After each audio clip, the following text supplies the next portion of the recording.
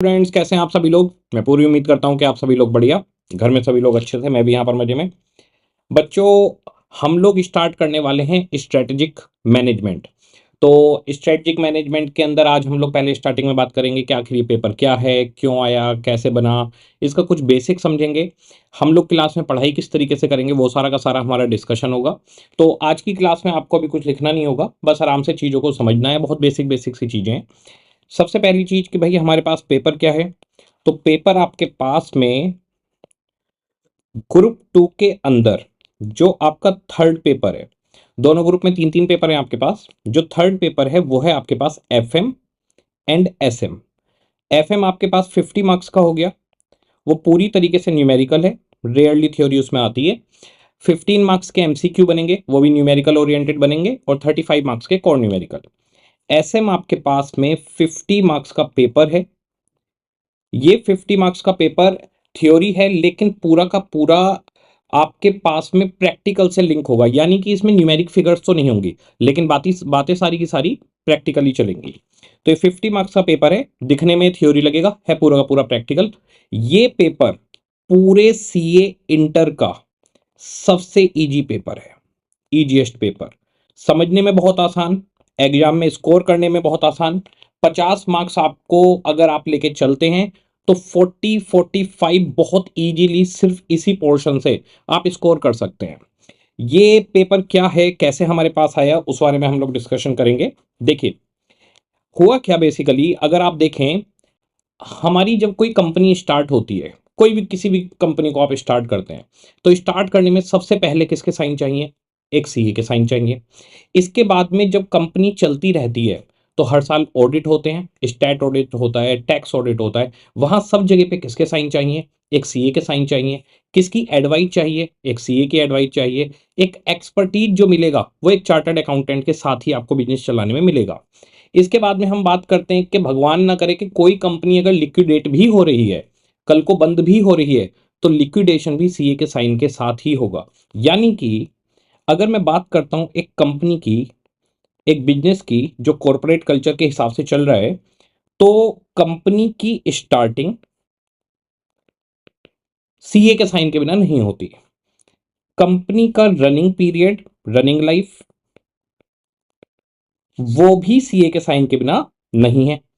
और कंपनी बंद होती है, लिक्विडेशन होता है उसका, तो भी सीए के साइन के साथ होगी।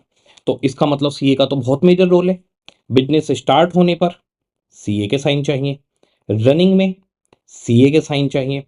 इवन कंपनी लॉ के अंदर जो एमसीए के अंदर फॉर्म्स जाते हैं वहां पर भी सीए के मल्टीपल जगह पे साइन चाहिए। जबकि सीए को कंपनी लॉ का एक्सपर्ट नहीं माना जाता, उसके लिए कंपनी सेक्रेटरी है, लेकिन तब भी बहुत सारे मल्टीपल फॉर्म्स में सीए के साइन चाहिए जहां जहां एक्सपर्टीज की जरूरत होती है। तो यहां पर हमारे पास स्टैट ऑडिट हो, टैक्स ऑडिट हो, कोई भी चीज आपकी कंपनी की चल रही है, वो सारे के सारे साइन सीए के जाएंगे। टैक्सेशन के अंदर कंसल्टेंसी, हम किस तरह से टैक्स प्लानिंग करें, हम किस तरीके से जीएसटी में कुछ प्लानिंग कर सकते हैं। एवेजन की बात नहीं हो रही, टैक्स प्लानिंग की बात हो रही है। तो हमें अपनी कंपनी के अकाउंट कैसे प्रिपेयर करने चाहिए, हमें फाइनेंस कहाँ से अरेंज करना चाहिए, कहाँ पर लगाना चाहिए, क्या हमें किसी बिजनेस का एक्विजिशन करने में फायदा है या नुकसान है, वो कैपिटल बस्टिंग आपको बताता है। तो इन सब चीज़ों का एक्सपर्ट तो एक सीए है।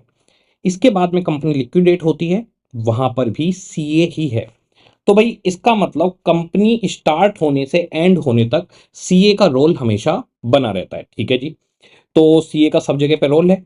अब हमारे पास क्या हुआ, हम लोगों ने देखा कि आखिर बिजनेस मॉडल किस तरह से चल रहा है। ये देखिए, कंपनी की अगर मैं आईआरकी की बात करूं, तो कंपनी के टॉप लेवल पर कौन लोग बैठे हुए हैं?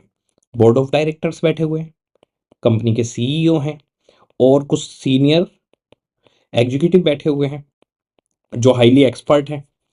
उसके नीचे कंपनी में फिर आते हैं फंक्शंस। तो अगर मैं फंक्शंस की बात करूं आईआरकी के अंदर, तो भाई एक डिपार्टमेंट है जिसका नाम है भाई मार्केटिंग। चलो जी, ये मार्केटिंग का हेड देखेगा। इसके बाद में दूसरा जी आ गया आपके पास में, मार्केटिंग के बाद में रिसर्च एंड डेवलपमेंट। चलो जी, एक आ गया प्रोडक्शन। ओके। इसी तरीके से एक आता है फाइनेंस। इस फाइनेंस के अंदर अकाउंटिंग जो देखनी है, जो टैक्सेशन देखना है, ऑडिट्स वगैरह इंटरनल वो सब इस फाइनेंस के अंदर रहेंगे। इस फाइनेंस को देखने वाले हेड को बोला जाता है CFO, चीफ फाइनेंशियल ऑफिसर। अब यहां पर जो ये अकाउंट, टैक्सेशन और ऑडिटिंग देखते हैं, एक हम बड़े ऑर्गेनाइजेशन की बात कर रहे हैं जहां पर हजारों करोड़ का टर्नओवर घूम रहा है, तो यहां पर एक अकाउंट को देखने वाला ऑफिसर होगा, वो भी सीए होगा, टैक्सेशन को देखने के लिए सीए होगा, ऑडिटिंग के लिए सीए होगा, फिर इनके यहां पर ये भी सब सीए बैठे होते हैं यहां पर, और इसके बाद में इनके नीचे मल्टीपल स्टाफ होते हैं। वो अकाउंट से रिलेटेड, फाइनेंस से, टैक्स से रिलेटेड, वो सीए भी हो सकते हैं, अदर देन सीए भी। एक कंपनी में 50 से 100 सीए के आसपास बड़ी कंपनी में आराम से खपे होते हैं।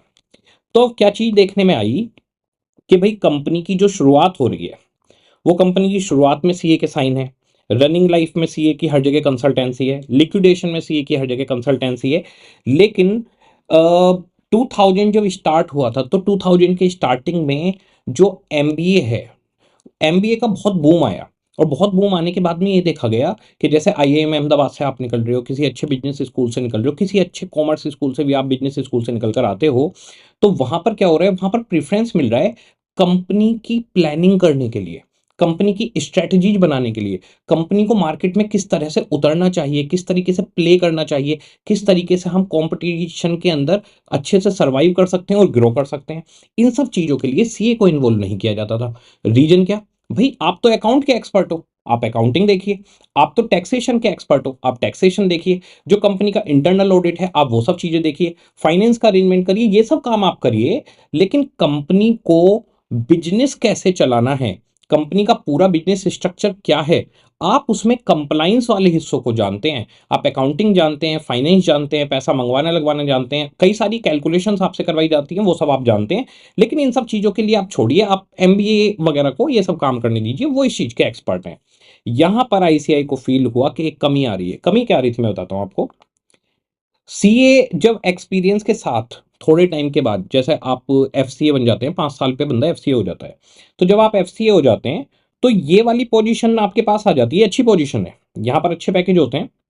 इसके बाद में और एक्सपीरियंस मिलने के बाद आप सीएफओ की पोजीशन पे भी पहुंच जाते हैं। लेकिन सीएफओ की पोजीशन से बोर्ड ऑफ डायरेक्टर्स में मैनेजिंग डायरेक्टर, या वैसे नॉर्मल डायरेक्टर होल टाइम हो या टेम्पररी हो, और सीईओ की पोजीशन, ये सीए बहुत लिमिटेड गेन कर पा रहे थे, बहुत लिमिटेड सीए।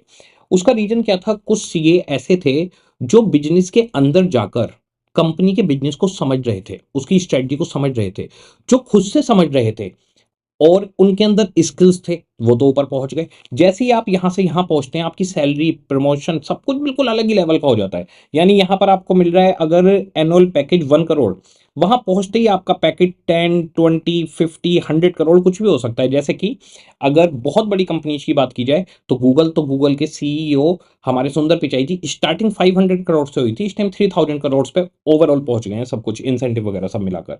तो यहां पर कितने भी करोड़ का पैकेज हो सकता है, कितने भी पैसे हो सकते हैं। और दूसरी चीज, क्यों एक सीए, इतना कॉम्पिटेंसी का कोर्स, इतना एक्सपर्ट बंदा जिसे हर चीज की नॉलेज है, जो इतना हार्ड वर्किंग और इंटेलिजेंट है, वो उस पोजीशन को डिजर्व करता है पर पहुंच नहीं रहा था। तो बहुत लिमिटेड सीए यहां पर पहुंच रहे थे, क्योंकि उनको बिजनेस का आइडिया नहीं था। तो आईसीआई को फील हुआ कि हम लोग फाइनेंस को अच्छे से जानते हैं, हम लोग टैक्सेशन को जानते हैं, हम लोग लॉ को जानते हैं, हमें कॉस्टिंग निकालनी आती है, हमें सब कुछ करना आता है, लेकिन हम एक मैनेजमेंट लेवल पर नहीं पहुंच पा रहे। तो इस गैप को खत्म करने के लिए पेपर लाया गया स्ट्रेटेजिक मैनेजमेंट। तो स्ट्रेटेजिक मैनेजमेंट जो आपके पास पेपर आया, बहुत ही सिंपल पेपर है, बहुत ही आसान। स्ट्रेटेजिक मैनेजमेंट जो आपके पास पेपर आया वो 2006 में सिलेबस चेंज हुआ था, वहां पर आपके पास आ गया। पहले चलता था सीए इंटरमीडिएट, 2006 से आया पीसीसी, पीसीसी के बाद में फिर आया आईपीसीसी, उसके बाद में फिर सीए इंटरमीडिएट दोबारा से आ गया। तो 2006 से पेपर इंटैक्ट है। पहले ईआईएस के साथ था, फिर वो ईआईएस हट गया, एफएम के साथ में आ गया। तो यहां पर हमारे पास इस पेपर का आना, आपको पता होना चाहिए कि आखिर ये पेपर हमारे सिलेबस में आया ही क्यों है। पेपर का लेवल कैसा है? अगर मैं पेपर के लेवल की बात करता हूं, पेपर का लेवल बहुत ज्यादा आसान है। इसके अंदर की थ्योरी है, थ्योरी बहुत ही सिंपल है।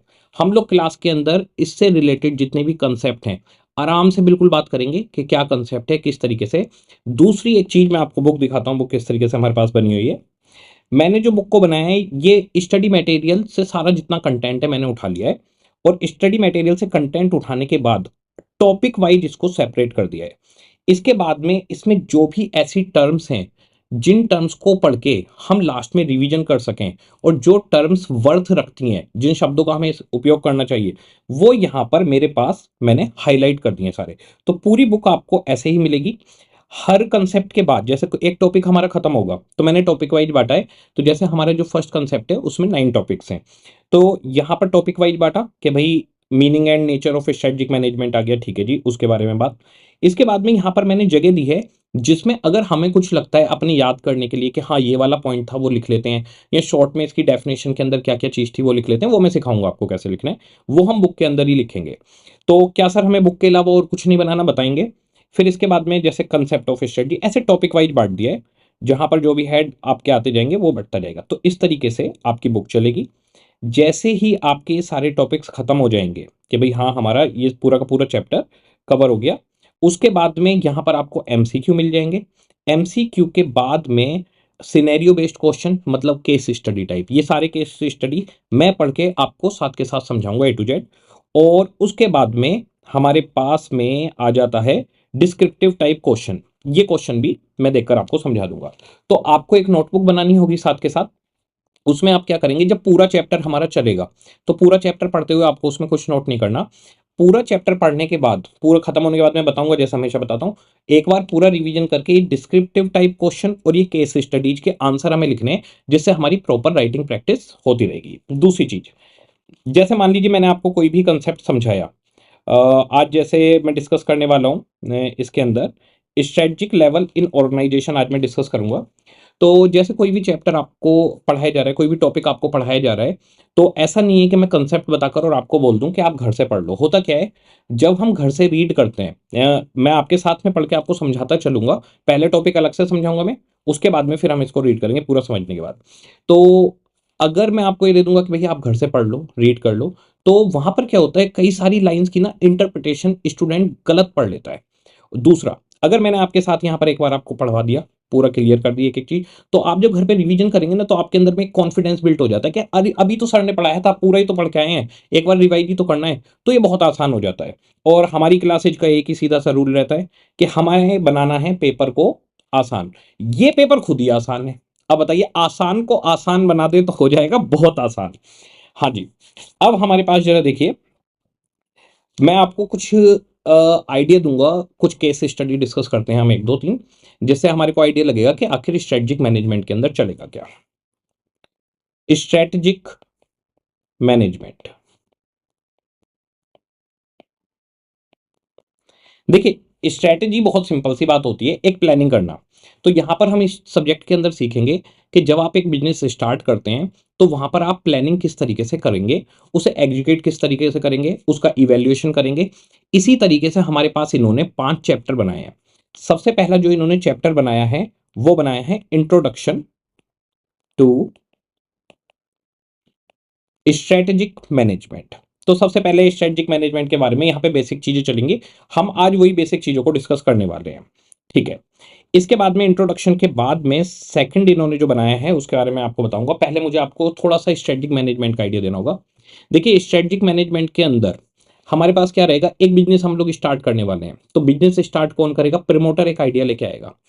प्रमोटर जब एक आइडिया लेके आता है तो वो आइडिया बेसिकली एक सोच होती है, उसके दिमाग में कोई बात होती है कि वो कंपनी क्या सोच के स्टार्ट कर रहा है, या कोई भी बिजनेस सेटअप कैसे करके स्टार्ट कर रहा है। जैसे कि अगर मैं बात करूं, पहले हमारे पास में ग्रोफर्स था। ग्रोफर्स का एक आइडिया ये था कि घर बैठे हमारे पास सारा सामान आ जाए।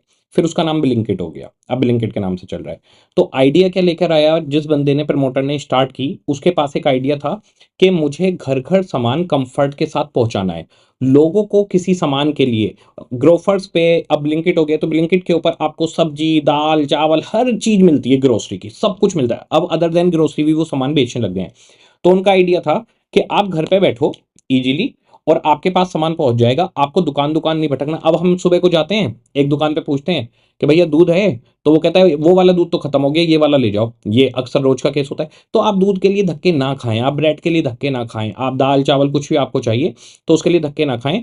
और ये कंफर्ट किसको दिया गया, ये कंफर्ट दिया गया हाउस वाइफ्स को। तो जो भी हाउस होल्ड संभालता है, हाउस वाइफ संभालती हैं हमारे यहाँ पर इंडिया में, तो उनके लिए प्रोविजन बनाया कि भाई इनको बाहर जाना पड़ता है, या कई बार जैसे ये खाना बनाने कुछ होने कोई चीज़ खत्म हो गई, तो आपके पास एक ऐप है, आपने क्लिक किया और विद इन 15 to 20 मिनट्स आपके पास वो चीज़ पहुंच जाती है। तो इसको हम कहते हैं विजन। विजन का मतलब आप किस सोच के साथ अपने बिजनेस को स्टार्ट कर रहे हैं। तो इनका बिजनेस सोच थी कि हमें घर पे कंफर्टेबली ग्रोसरी पहुंचानी है, तो कंफर्ट प्रोवाइड करना है जो भी हाउसवाइफ्स हैं उनको, या जो भी घर में आप कोई भी सामान बना रहे हैं उसको। इसे कहते हैं सोच।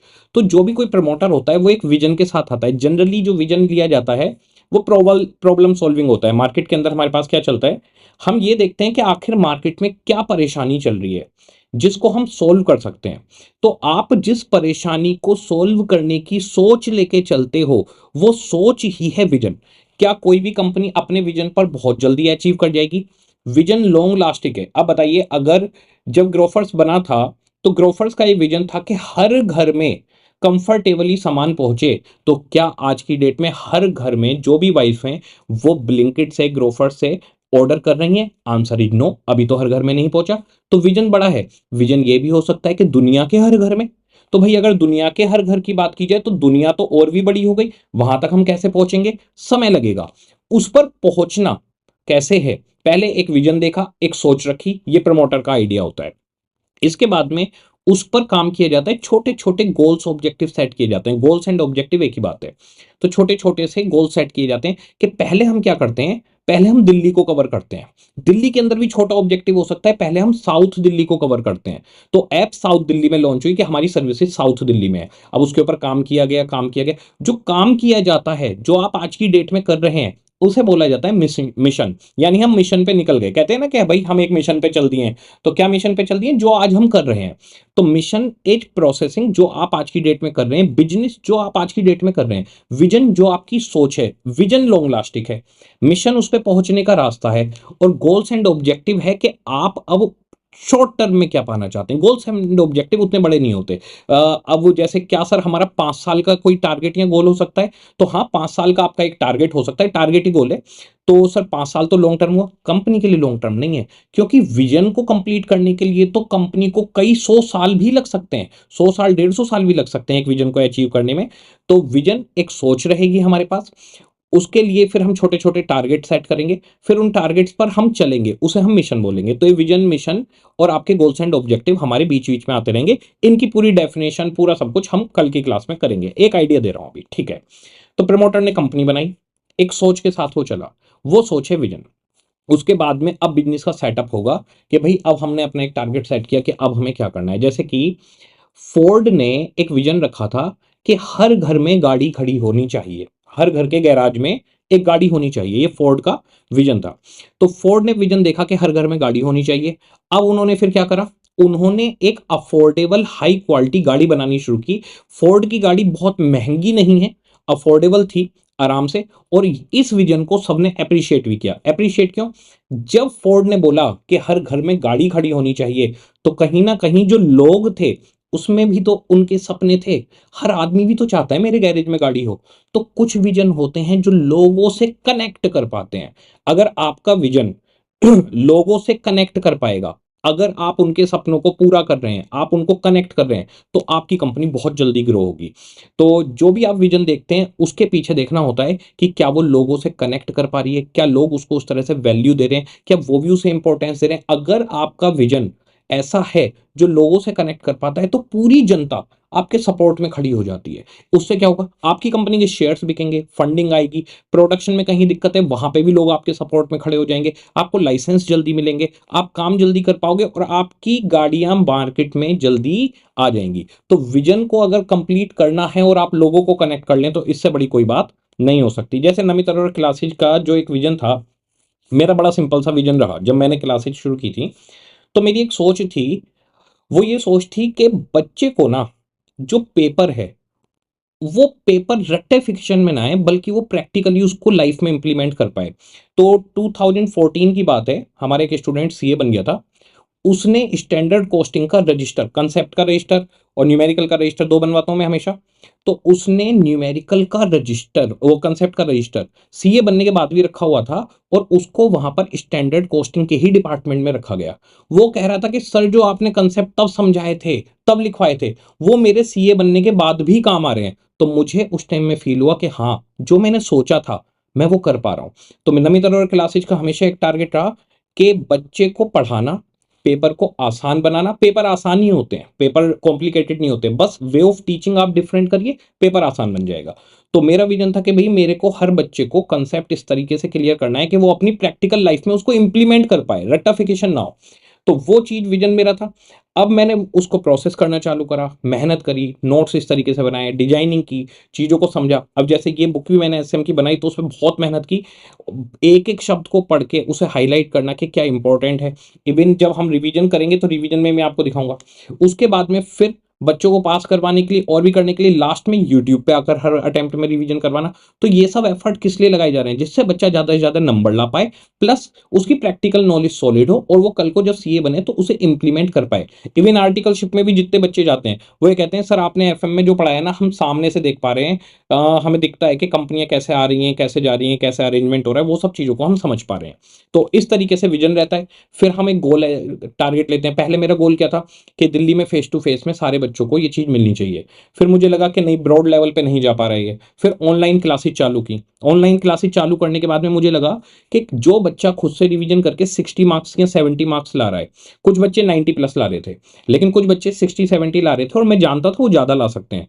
फिर मैंने ये चालू किया कि मेरे को यूट्यूब पे रिवीजन करवाना है, और उस रिवीजन से 60 वालों के 80 होने लग गए, वो डिफरेंसेस सामने दिखने लग गए। तो मुझे ये लगा कि हाँ, ये काम मैंने किया। तो आप एक स्ट्रेटेजी बनाते हो, आप सोचते हो कि आपने जो सोचा है वो आप कैसे पाओगे। फिर उसे पाने के लिए आपके पास बीच बीच में अलग अलग चीजें सामने आती रहती हैं।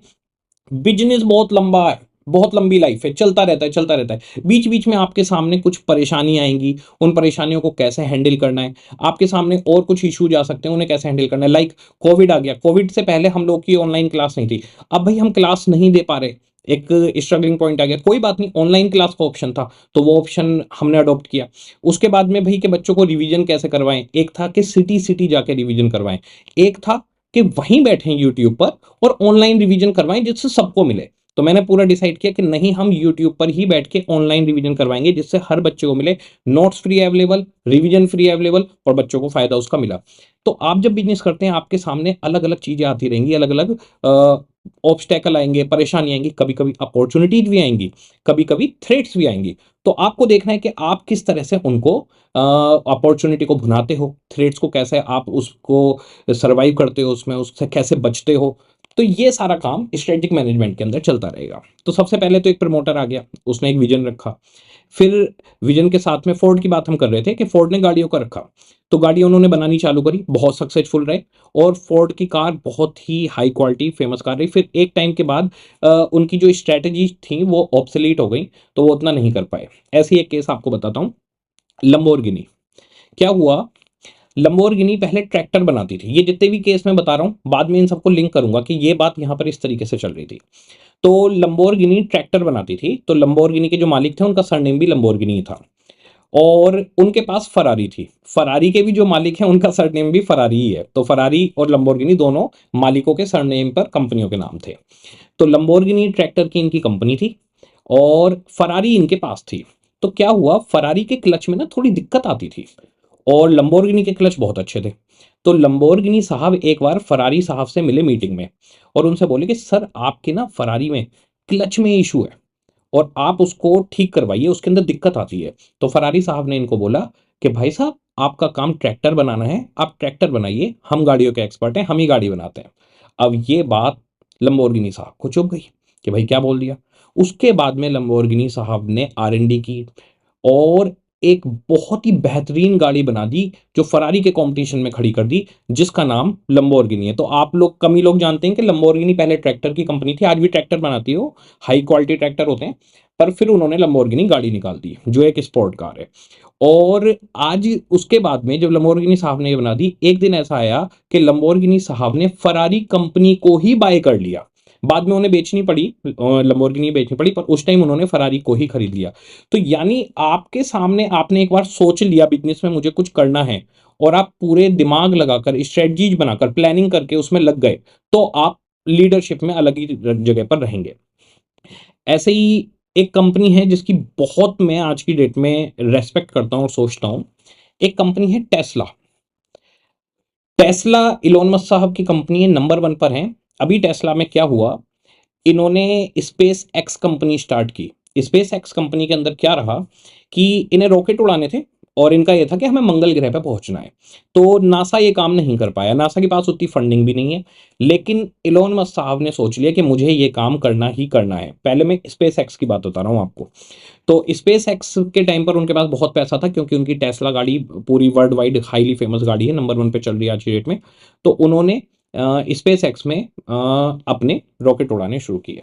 उनका टारगेट था, 3 रॉकेट का इनका बजट था कि 3 रॉकेट में एक रॉकेट सक्सेसफुल हो जाएगा। पहला रॉकेट उड़ाया, गिर गया। दूसरा उड़ाया, गिर गया। तीसरा उड़ाया इस उम्मीद के साथ ये तो सक्सेसफुल होगा, वो भी गिर गया।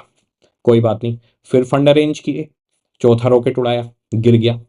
फिर फंड अरेंज किए, पांचवा रॉकेट उड़ाया, गिर गया।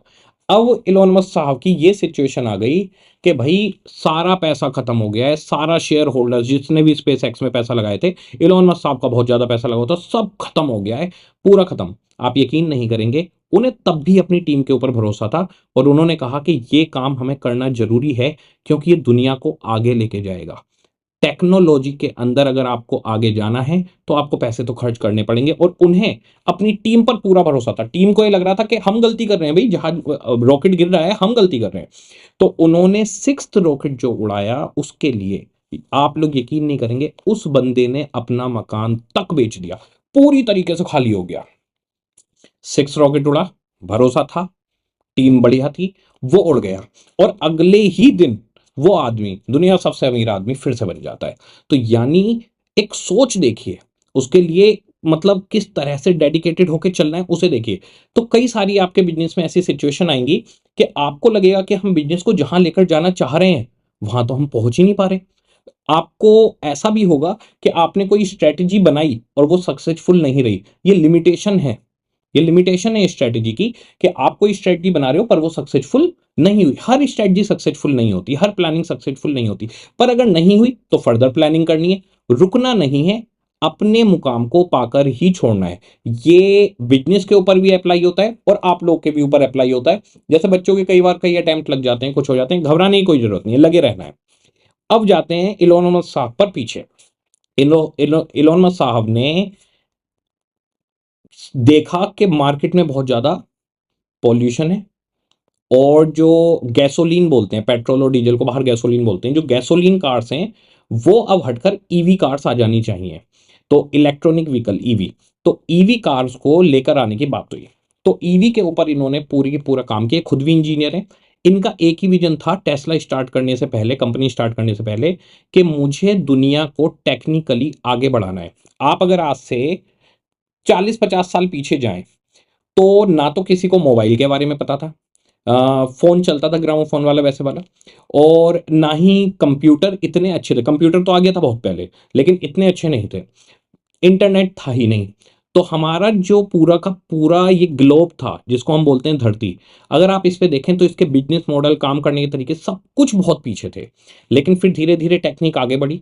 ये पिछले 100 साल में जो कुछ भी हुआ है, इतनी तेज स्पीड में पूरी दुनिया में इनोवेशन कभी भी नहीं हुए, कभी भी। सबसे फास्ट स्पीड में हुए हैं, जिसको हम कहते हैं कि इसके अंदर पावर्ड बाई आईटी, आईटी ने पूरे इनोवेशन को इतना आगे लेके आए। अब एआई बन रहे हैं, कुछ कुछ चल रहा है, सब चीजों से फायदा होगा।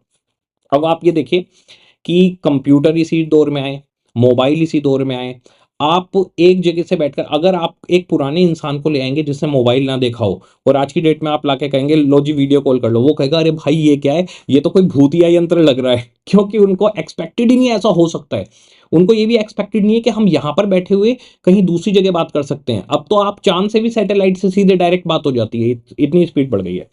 तो एक चीज ये देखी गई कि जो टेक्नोलॉजी है वो पूरी दुनिया को आगे लेके जाती है। इलोन मस्क साहब अपने आप में खुद एक इंजीनियर बंदे, उनकी एक थॉट थी, वो थॉट ये, इंजीनियर आदमी, कि मेरे को पूरे कंट्री को टेक्निकली, सॉरी पूरे ग्लोब को टेक्निकली इनोवेटिव चीजें देनी है और आगे बढ़ाना है। उनका सिर्फ यही विजन है, एक ही विजन, कि मेरे को पूरे के पूरे ग्लोब को कई साल आगे लेके जाना है। कई साल आगे कैसे जाएगा कोई भी चीज? जब वो टेक्नोलॉजी आगे बढ़ती जाएगी, इनोवेशन फास्ट होंगे। भाई हम ये कहते हैं कि आज से टाइम मशीन मिल जाए तो हम 100 साल बाद आगे जाके देखना चाहेंगे क्या होगा। तो बताइए 100 साल बाद जाकर आपको क्या मिलेगा?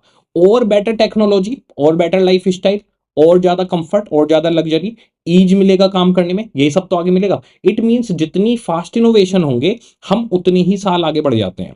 तो उन्होंने सबसे पहले निकाली टेस्ला।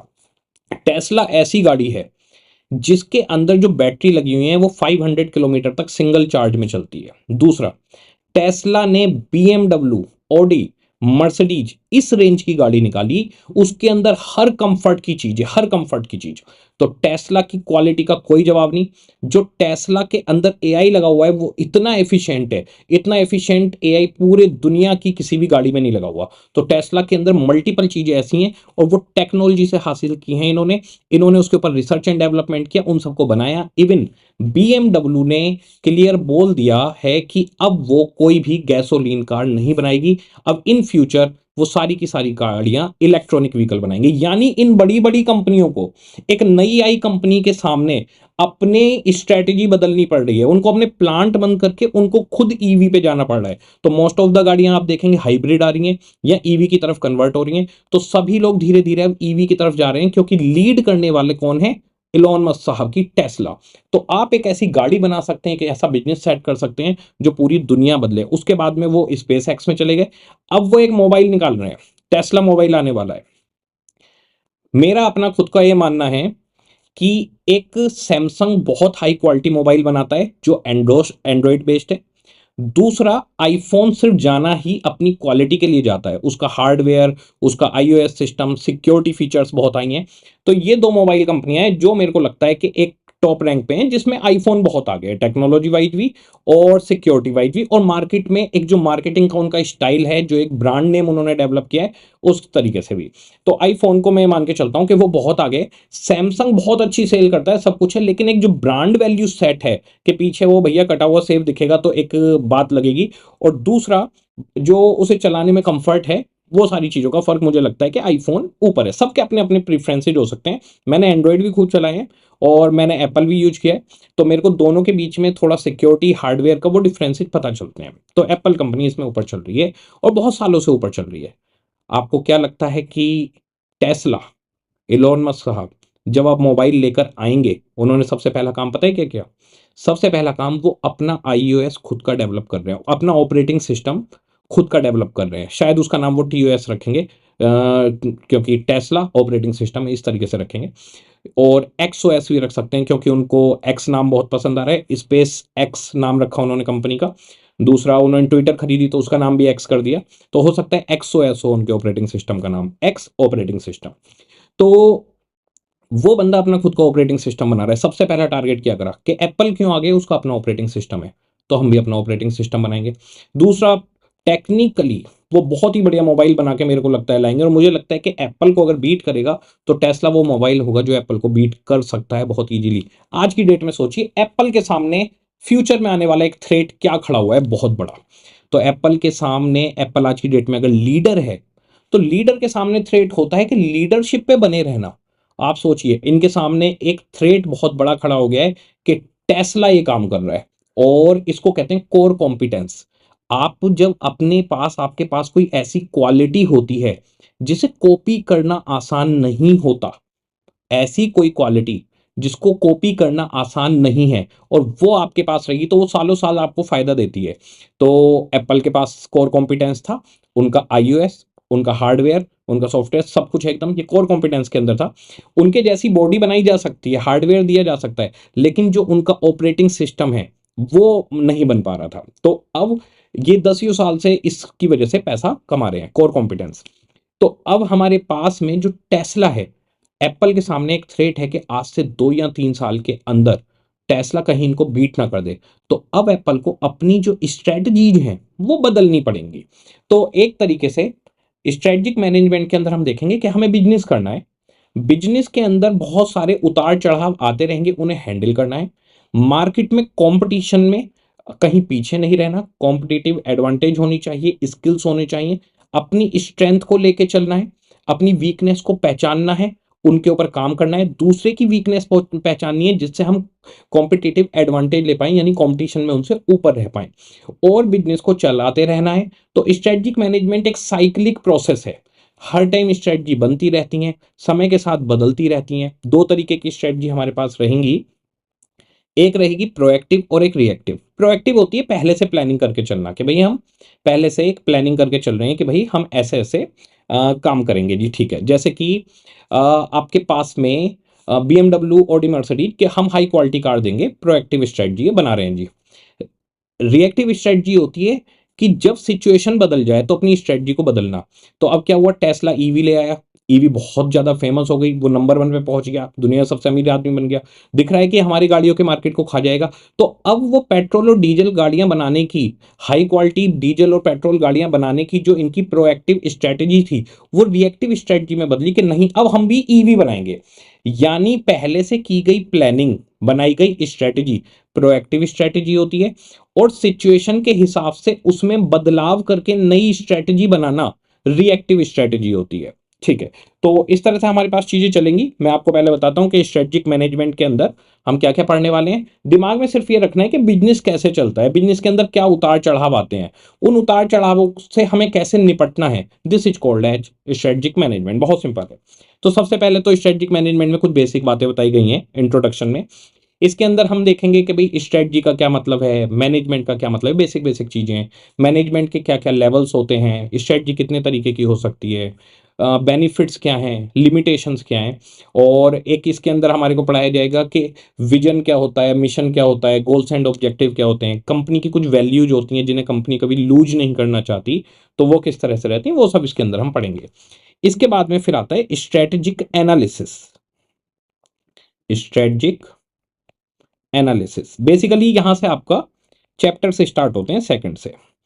तो स्ट्रेटजिक एनालिसिस के अंदर हम एक्सटर्नल और इंटरनल इन्वायरमेंट को पढ़ेंगे, external environment and internal environment. अब ये इन्वायरमेंट क्या होता है, देखिए जब आप बिजनेस करते हैं तो बिजनेस करते हुए जो भी बाहर की चीजें आपके बिजनेस पर इफेक्ट डालती हैं, that is called as environment. External environment की मैं बात करूं तो टैक्सेशन पॉलिसी और पॉलिटिकल क्या चल रहा है। जैसे अगर एक स्टेबल गवर्नमेंट होती है तो हम मानते हैं कि अच्छा पॉलिटिक्स है, अगर स्टेबल गवर्नमेंट नहीं होती तो वहां पर माना जाता है कि पॉलिटिक्स थोड़ा वीक है, उससे मतलब वो आपकी चीजों में उतना सपोर्ट नहीं कर पाएंगे। तो जैसे बीजेपी एक स्टेबल गवर्नमेंट चल रही है तो हमारे यहाँ के बिजनेस ग्रो हो रहे हैं।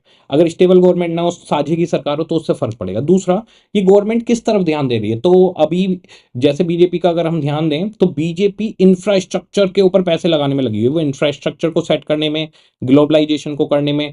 बाहर से पहले खिलौने आते थे चाइना से, उस पर इतनी हैवी ड्यूटी लगा दी कि वहां पर नहीं आए, और नोएडा के अंदर अभी एक टॉय पार्क बनाया है, वहां पर पूरा का पूरा जगह सिर्फ खिलौनों की जो मैन्युफैक्चरिंग यूनिट्स हैं वो लगेंगी। तो इसका मतलब पॉलिटिक्स किस चीज पर काम कर रहा है, एक एक आइटम को देख रहा है बाहर से क्या क्या आ रहा है, और उसकी डिपेंडेंसी को इंडिया रिड्यूस कर रहा है। तो यहां पर अपॉर्चुनिटी क्या बनती है कि आप जिस जिस चीज को गवर्नमेंट प्रमोट कर रही है, अगर आप भी उसी इंडस्ट्री में तो आपको 100% फायदा होगा, और अगर गवर्नमेंट किसी चीज को बैन कर रही है तो आपको नुकसान होगा। लाइक प्याज की शॉर्टेज हो गई थी तो प्याज का एक्सपोर्ट बैन कर दिया। अब सोचो जो लोग प्याज का एक्सपोर्ट ही करते थे उनके ऊपर तो डेंट लग गया, क्योंकि अब वो एक्सपोर्ट नहीं कर सकते, बैन हो गया। तो ये एक्सटर्नल इन्वायरमेंट के अंदर आएगा कि एक्सटर्नल इन्वायरमेंट में हमारे सामने क्या क्या चीजें आती रहेंगी जिन्हें हमें फेस करना है, अलग अलग सिचुएशन आएंगी, सबको फेस करना है। बड़ा सिंपल सा है, छोटा सा बिल्कुल कंसेप्ट है। कोई अपॉर्चुनिटी दिखे, भुना लो, कोई थ्रेड दिखे, उससे लड़ाई करो, कैसे लड़ना है, उसको मैनेज कैसे करना है। इंटरनल एनवायरनमेंट कंपनी के अंदर के एनवायरनमेंट की बात होगी। तो सबसे पहले हम एनालाइज करेंगे कि एक्सटर्नल एनवायरनमेंट क्या है, इंटरनल एनवायरनमेंट हमारी कंपनी का क्या है। उसके बाद में आती है स्ट्रेटेजिक चॉइस, अलग अलग स्ट्रेटेजी होती है।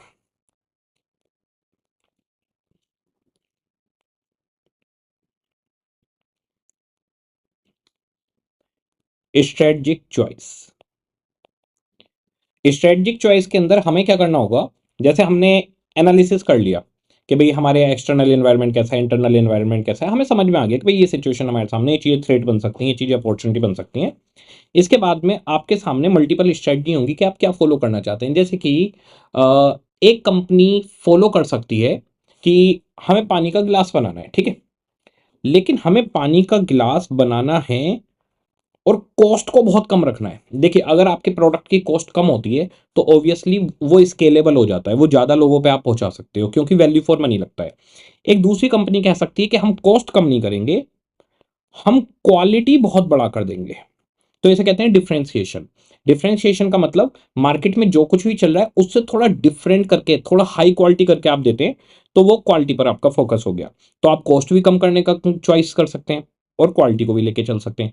अब अगर मैं बात करूं मोबाइल इंडस्ट्री की, तो मोबाइल इंडस्ट्री के अंदर आप बताइए, एप्पल डिफरेंशिएशन पे चल रहा है, वो हाई क्वालिटी देना चाहता है, उसे पैसे कम नहीं करने। तो क्लाइंट एज किस बेसिस पे लेता है? उसके डिफरेंट प्रोडक्ट की वजह से, उसके अलग फीचर्स की वजह से, उसके हाई क्वालिटी होने की वजह से, क्योंकि बाकी मोबाइलों से वो डिफरेंट है। ऐसे ही सैमसंग भी क्यों लीड कर रहा है? सैमसंग के जितने भी नोट के नए मॉडल हैं, हाईली बहुत ही बढ़िया मॉडल्स हैं, बहुत ही बढ़िया, आप यूज करेंगे तो आपको पता चलेगा बहुत बढ़िया। वो भी हाई चार्ज करते हैं, पैसे बहुत ज्यादा लेते हैं। अब यहां पर मैं बात करता हूं कि ये ओप्पो, वीवो, एमआई, ये सब एक ही, इनकी पेरेंट कंपनी एक ही है, अलग अलग नाम इन्होंने बना रखे हैं। तो ओप्पो, वीवो, ये सब किस चीज पर काम कर रहे हैं? ओप्पो, वीवो डिफरेंशिएशन पे काम नहीं करते। वो कहते हैं जी हम तो कॉस्ट कम देंगे। मार्केट में जब आदमी जेब में पैसे लेकर चलेगा कि मुझे 10-15 हज़ार में एक मोबाइल लेना है, तो उसके पास ऑप्शन हमारा मिलेगा और वो हमारा खरीदेगा। इनकी भी अच्छी सेल है। तो क्या ओप्पो, वीवो बेवकूफ हैं या फिर एप्पल और सैमसंग समझदार हैं? आंसर इट सब गुड है। बस उनकी स्ट्रेटेजिक चॉइस है कि वो किस टाइप के कस्टमर के साथ डील करना चाहते हैं। तो आप अगर एक गाड़ी बना रहे हैं तो आप एक हाई रेंज गाड़ी बना सकते हैं, लंबोर्गिनी, फरारी, ऐसी स्पोर्ट कार। आप एक गाड़ी बनाने का सोचते हैं तो आप बीएमडब्ल्यू, ऑडी, इन जैसी लग्जरी गाड़ी बना सकते हैं, कंफर्टेबल। आप रोल्स रॉयल्स जैसी कंपनी पे जा सकते हैं जिसका बिल्कुल ही स्पेसिफिक कस्टमर है, ये सब हाई रेंज पे चले गए। और आप सुजुकी भी पे भी तो जा सकते हैं।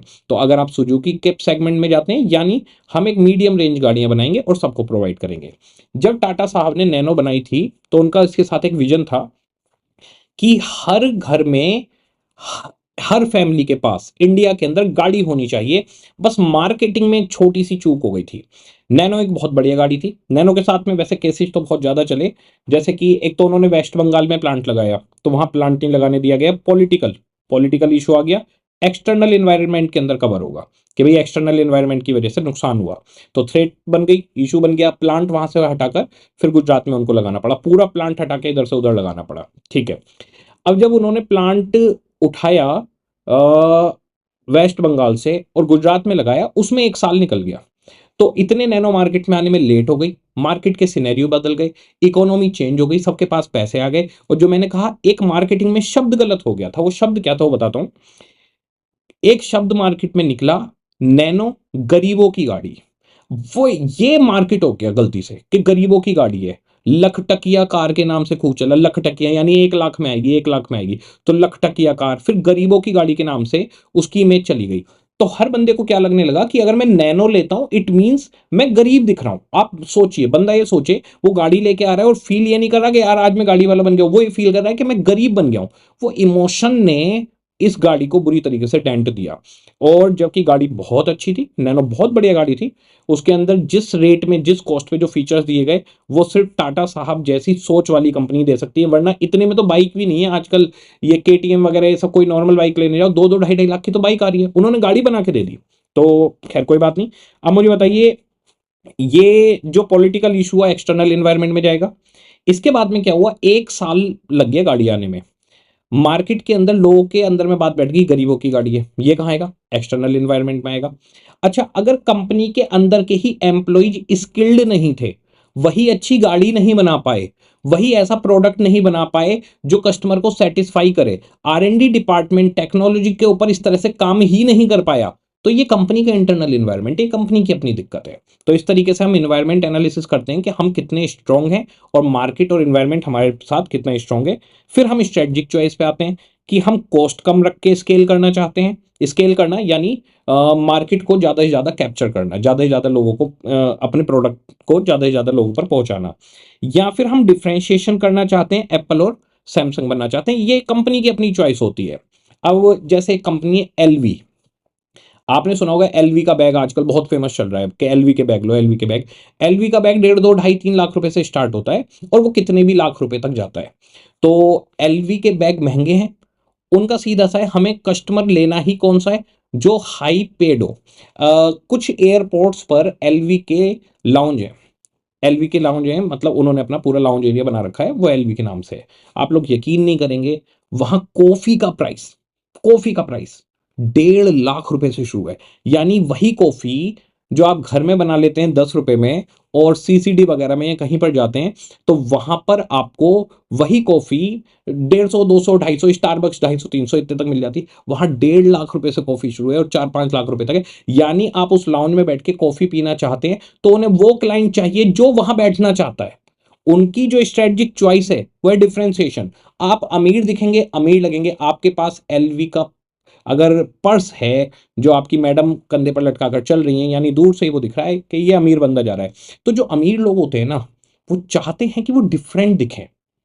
भाई पैसा अगर आपको डिफरेंट भी ना दिखा पाया तो इतना पैसा लेकर आपने करा क्या? एक बात सोचो, एक आदमी है जिसके पास 10 करोड़ रुपए हैं, एक आदमी है जिसके पास 100 करोड़ रुपए हैं। 100 करोड़ वाला बंदा क्यों नहीं चाहेगा कि मैं 10 करोड़ वाले से डिफरेंट दिखूं? चाहेगा, एक ह्यूमन साइकोलॉजी है, बिल्कुल चाहेगा। तो वो डिफरेंट दिखने के लिए ऐसे ब्रांड्स पे जाता है, ये ब्रांड इनको सर्व करते हैं। तो उनकी स्ट्रेटजिक चॉइस क्या है कि हम प्रीमियम क्लाइंट लेंगे। और ऊपर चले जाओगे तो सुपर प्रीमियम, और सुपर प्रीमियम से ऊपर जाओगे तो सिर्फ ये है कि आप हमारी चीज अफोर्ड कर सकते हैं, यानी आप अमीर हैं। अब एलवी के पर्स में ऐसा क्या लगेगा, गुच्ची के पर्स में ऐसा क्या लगने वाला है? गुच्ची तो फिर भी ऐसा करता है, वो अलग अलग जो एनिमल्स हैं उनकी स्किन से बनाता है। तो मैं तो उसके बिल्कुल वैसे भी एंटी हूं, क्योंकि मैं किसी तरीके किसी ह्यूमन मतलब किसी जीव को परेशान करके, स्पीसीज को परेशान करके अगर कुछ बनाया गया है तो मैं उसके फेवर में नहीं रहता। खैर, एलवी पे अगर आप आ जाएं तो एलवी का सीधा सा है, आपके पास एलवी है तो इसका मतलब आपकी जेब में पैसे हैं, तब आप अलग दिखेंगे। तो इस तरीके से ब्रांड अपने आप को एस्टेब्लिश कर देते हैं कि आपके दिमाग में आएगा एक दिन मुझे भी एलवी का पर्स लेना है, एक दिन मेरे हाथ में भी रोलेक्स होनी चाहिए, ये दिमाग ऐसा सेट कर देते हैं। तो उनका अपनी स्ट्रेटजिक चॉइस है, वो हाई प्रीमियम क्लाइंट को ही कैटर करना चाहते हैं। तो सबसे पहले हम इन्वायरमेंट को समझेंगे, एनालिसिस करेंगे, भाई बाहर की क्या स्थिति है, हमारी कंपनी वहां पे कैसे सर्वाइव करेगी, बिजनेस कैसे सर्वाइव करेगा। फिर हम अपनी स्ट्रेटजिक चॉइस लेके आएंगे, और फिर फिफ्थ में आएगा इंप्लीमेंटेशन एंड इवैल्यूएशन।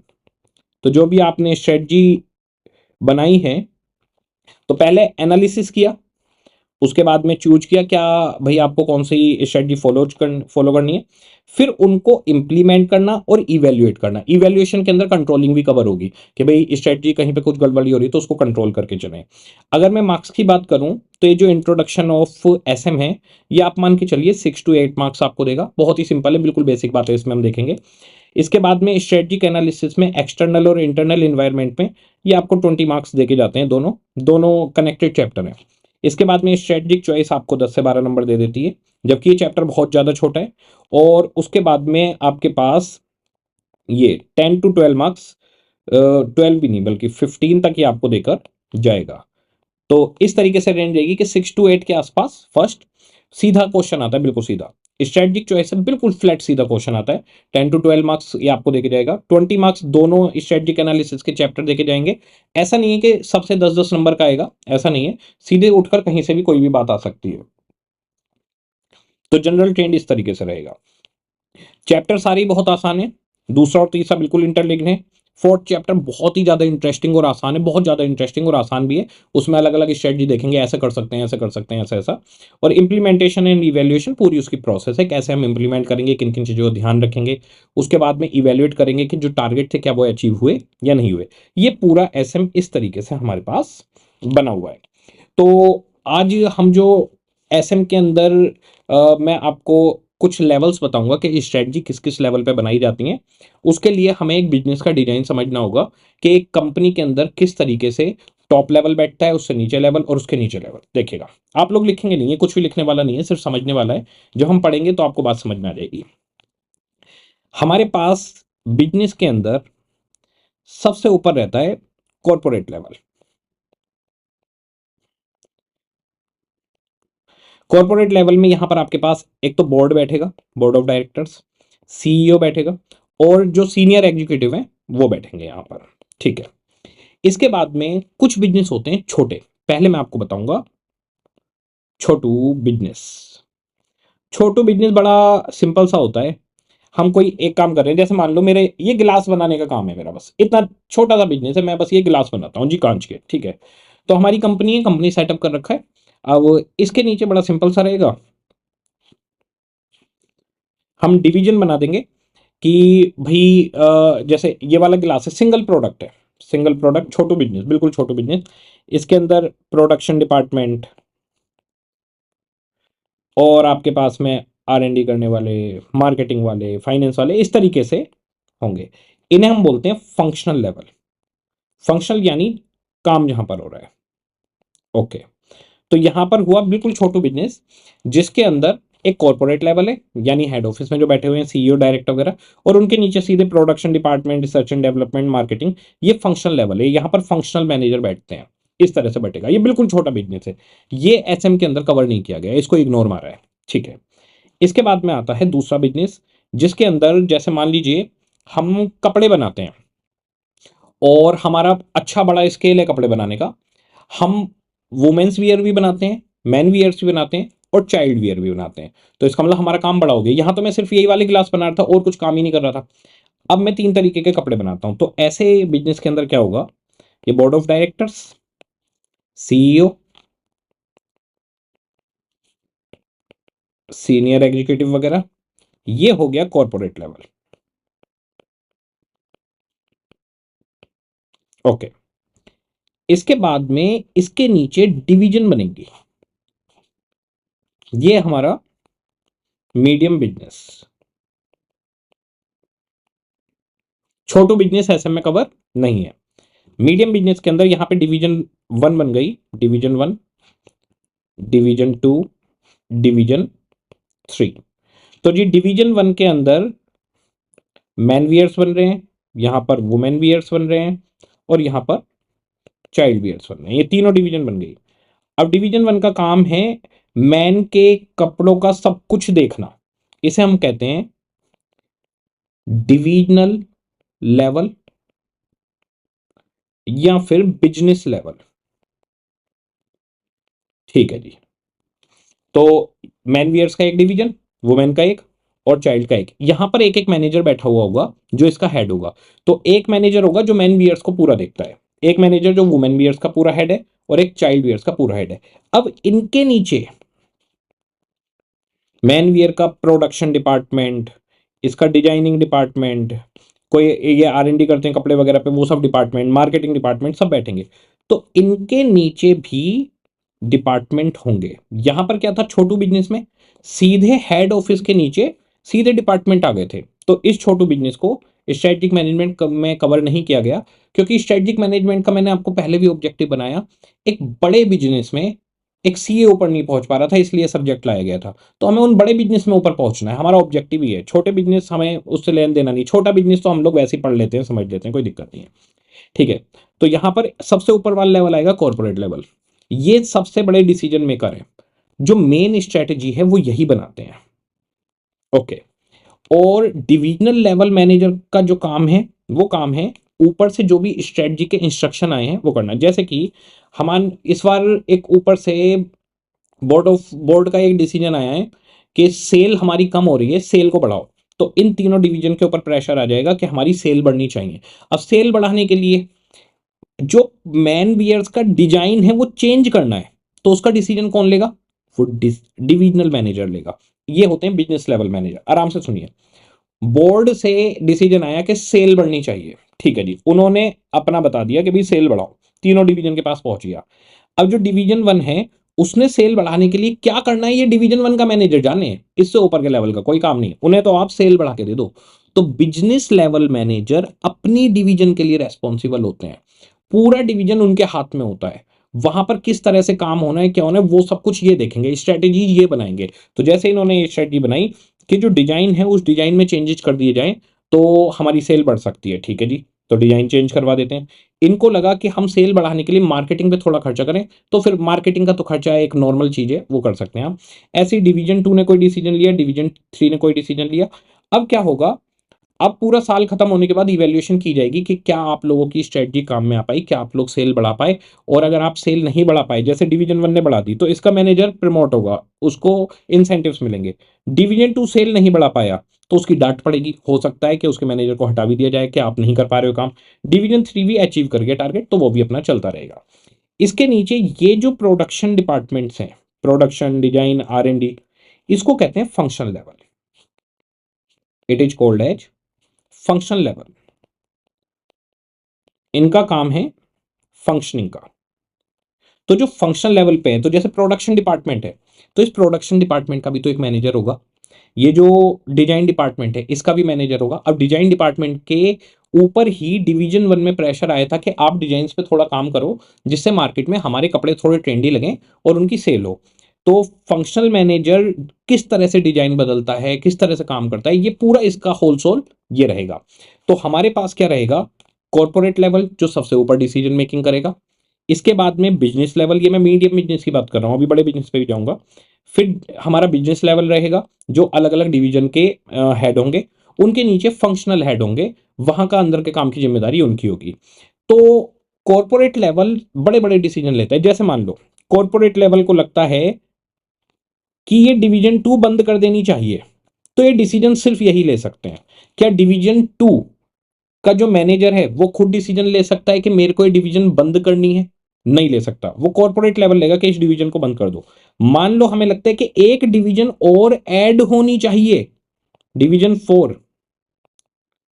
तो ये डिवीजन 4 जो ऐड करने का डिसीजन है कॉर्पोरेट लेवल लेगा। तो बिजनेस को एक्विजिशन करना, बिजनेस के मर्जर करना, नई प्रोडक्ट लाइन खोलना, नए बिजनेस खोलना, डाइवेस्टमेंट करना, ये सारा का सारा डिसीजन मेकिंग कॉर्पोरेट लेवल की, इनका ये काम है। और इसके अलावा ये एक टारगेट देते हैं कि भाई ऐसे करो, और उसको इंप्लीमेंट करने नीचे आ जाते हैं। अब आ जाते हैं divisional manager, business level manager इनको बोलते हैं।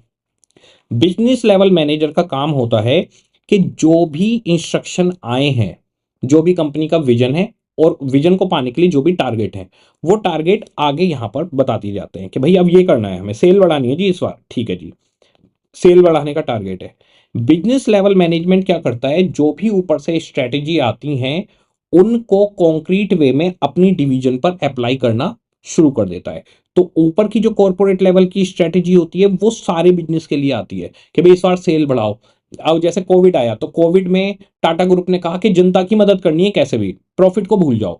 तो जितने भी टाटा ग्रुप के अंदर बिजनेस थे, सब सिर्फ इस बात पे थे कैसे लोगों की हेल्प की जा सकती है। तो टॉप लेवल बताते हैं क्या करना है, फिर नीचे वाले सब लग जाते हैं। अब ये जो डिवीजनल लेवल है, ये अपने डिवीजन में देखता है कि मैं मैन डिवीजन में क्या कर सकता हूं। उसकी जिम्मेदारी सिर्फ मैन डिवीजन तक की है। डिवीजन 2 की जिम्मेदारी वुमेन बियर्स की है, और डिवीजन 3 की चाइल्ड बियर्स की है। अब ये अपने फंक्शनल मैनेजमेंट को बता देते हैं कि आप काम पर लग जाइए, और एक्चुअल इंप्लीमेंटेशन ग्राउंड लेवल पर जो होती है वो फंक्शनल लेवल करता है। तो फंक्शनल लेवल देखने में बड़ा छोटा सा लगता है कि अरे ये तो प्रोडक्शन कर रहे हैं, अरे ये तो डिजाइन का काम है, इनका तो R&D डिपार्टमेंट, इनके छोटे डिपार्टमेंट है, तो ये दिखने में लगते हैं छोटे हैं, पर ये बहुत ही ज्यादा इंपॉर्टेंट है। ये ग्राउंड लेवल पे काम करते हैं। आपको पता है, जो डिजाइन बदलने की बात हुई थी कि मैन डिजाइन पे अगर काम किया जाए तो हो सकता है, वो किसने बताया होगा? वो ये फंक्शनल मैनेजमेंट ने ही बताया होगा कि आजकल मार्केट में डिजाइन नए चल रहे हैं, हमें अपने डिजाइन पे काम करना चाहिए। और ये कस्टमर के बहुत करीब होते हैं, ये मार्केट के बहुत करीब होते हैं। कस्टमर्स के फीडबैक इनके पास आते हैं। आप सोच के देखिए, अगर किसी कस्टमर ने एक रिव्यू डाला कि भाई मेरे को ये डिजाइन पसंद नहीं आया, या एक स्टोर में वो, जैसे मान लीजिए हमारी कंपनी का नाम है एल्को लिमिटेड, तो एल्को लिमिटेड के एक स्टोर में कस्टमर पहुंचा है, वहां पर वो बता रहा है कि डिजाइन आपके अच्छे नहीं है, दूसरी कंपनी के अच्छे हैं। तो एक कस्टमर्स का रिव्यू सबसे पहले फंक्शनल मैनेजमेंट के पास आता है। फिर फंक्शनल मैनेजमेंट बताता है कि सर ऐसे ऐसे रिव्यू आ रहे हैं। ये रिव्यू पहुंचते हैं डिविजनल के पास, डिविजनल से पहुंचते हैं कॉर्पोरेट लेवल पर।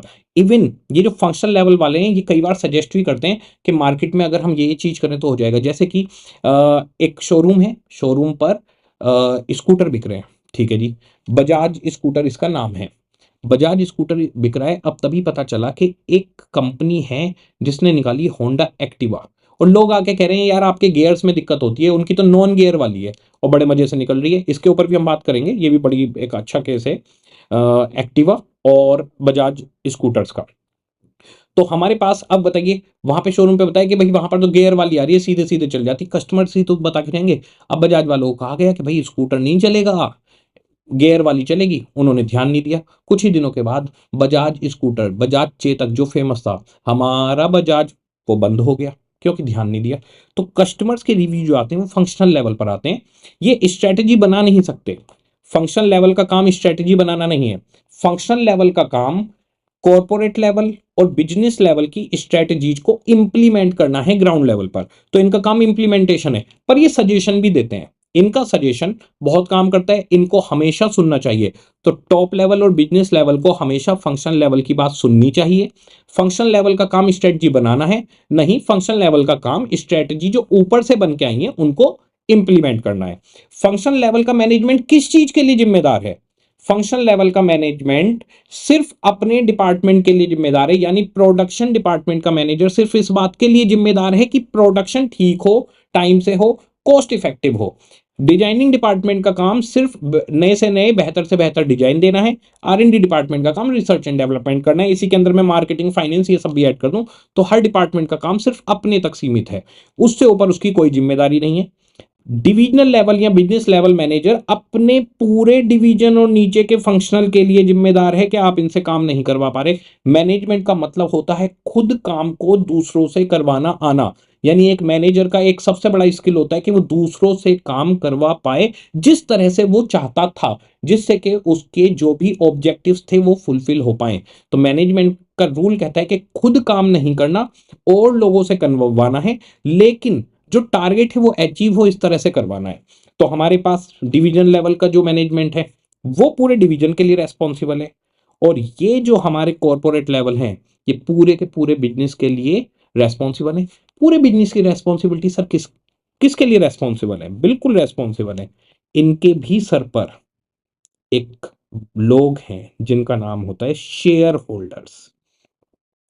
यहीं से तो सारी कहानी चलती है।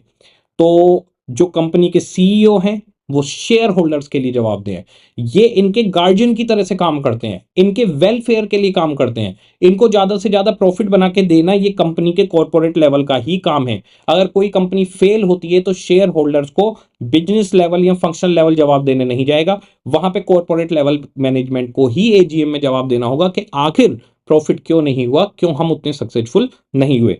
तो ये जो हमारा कॉर्पोरेट लेवल है ये जिम्मेदार है हमारे शेयर होल्डर्स के लिए। डिविजनल लेवल जिम्मेदार है सिर्फ अपनी डिवीजन के लिए, फंक्शनल लेवल जिम्मेदार है सिर्फ अपने छोटे से फंक्शन के लिए। ठीक है, ये हमारा मीडियम बिजनेस था। अब हमारे पास आते हैं हम, एक हो गया छोटू बिजनेस, अब पढ़ते हैं मोटू बिजनेस कैसा होता है। देखिए, मोटू बिजनेस होता है जैसे टाटा ग्रुप। टाटा ग्रुप, इसकी हम लोग बात करेंगे। अब जरा देखिए, टाटा ग्रुप की अगर मैं बात करता हूं, ये बताइए टाटा ग्रुप का एक काम है या बहुत सारे काम है? भाई इनकी तो बहुत सारी कंपनियां हैं, बहुत सारी कंपनियां हैं। तो अगर आप एक से ज्यादा प्रोडक्ट बनाते हैं, एक से ज्यादा डिफरेंट डिफरेंट तरीके की सर्विसेज देते हैं, तो ऐसी सिचुएशन में बिजनेस को हम बोलते हैं कॉन्ग्लोमरेट बिजनेस।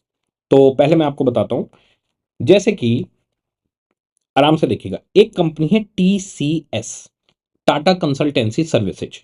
ये बेसिकली आईटी बेस्ड कंपनी है और ये इंडिया के अंदर इतना काम नहीं करती जितना ये फॉरेन कंट्रीज को अपनी सर्विसेज देती है। ठीक है, आईटी बेस्ड कंपनी है।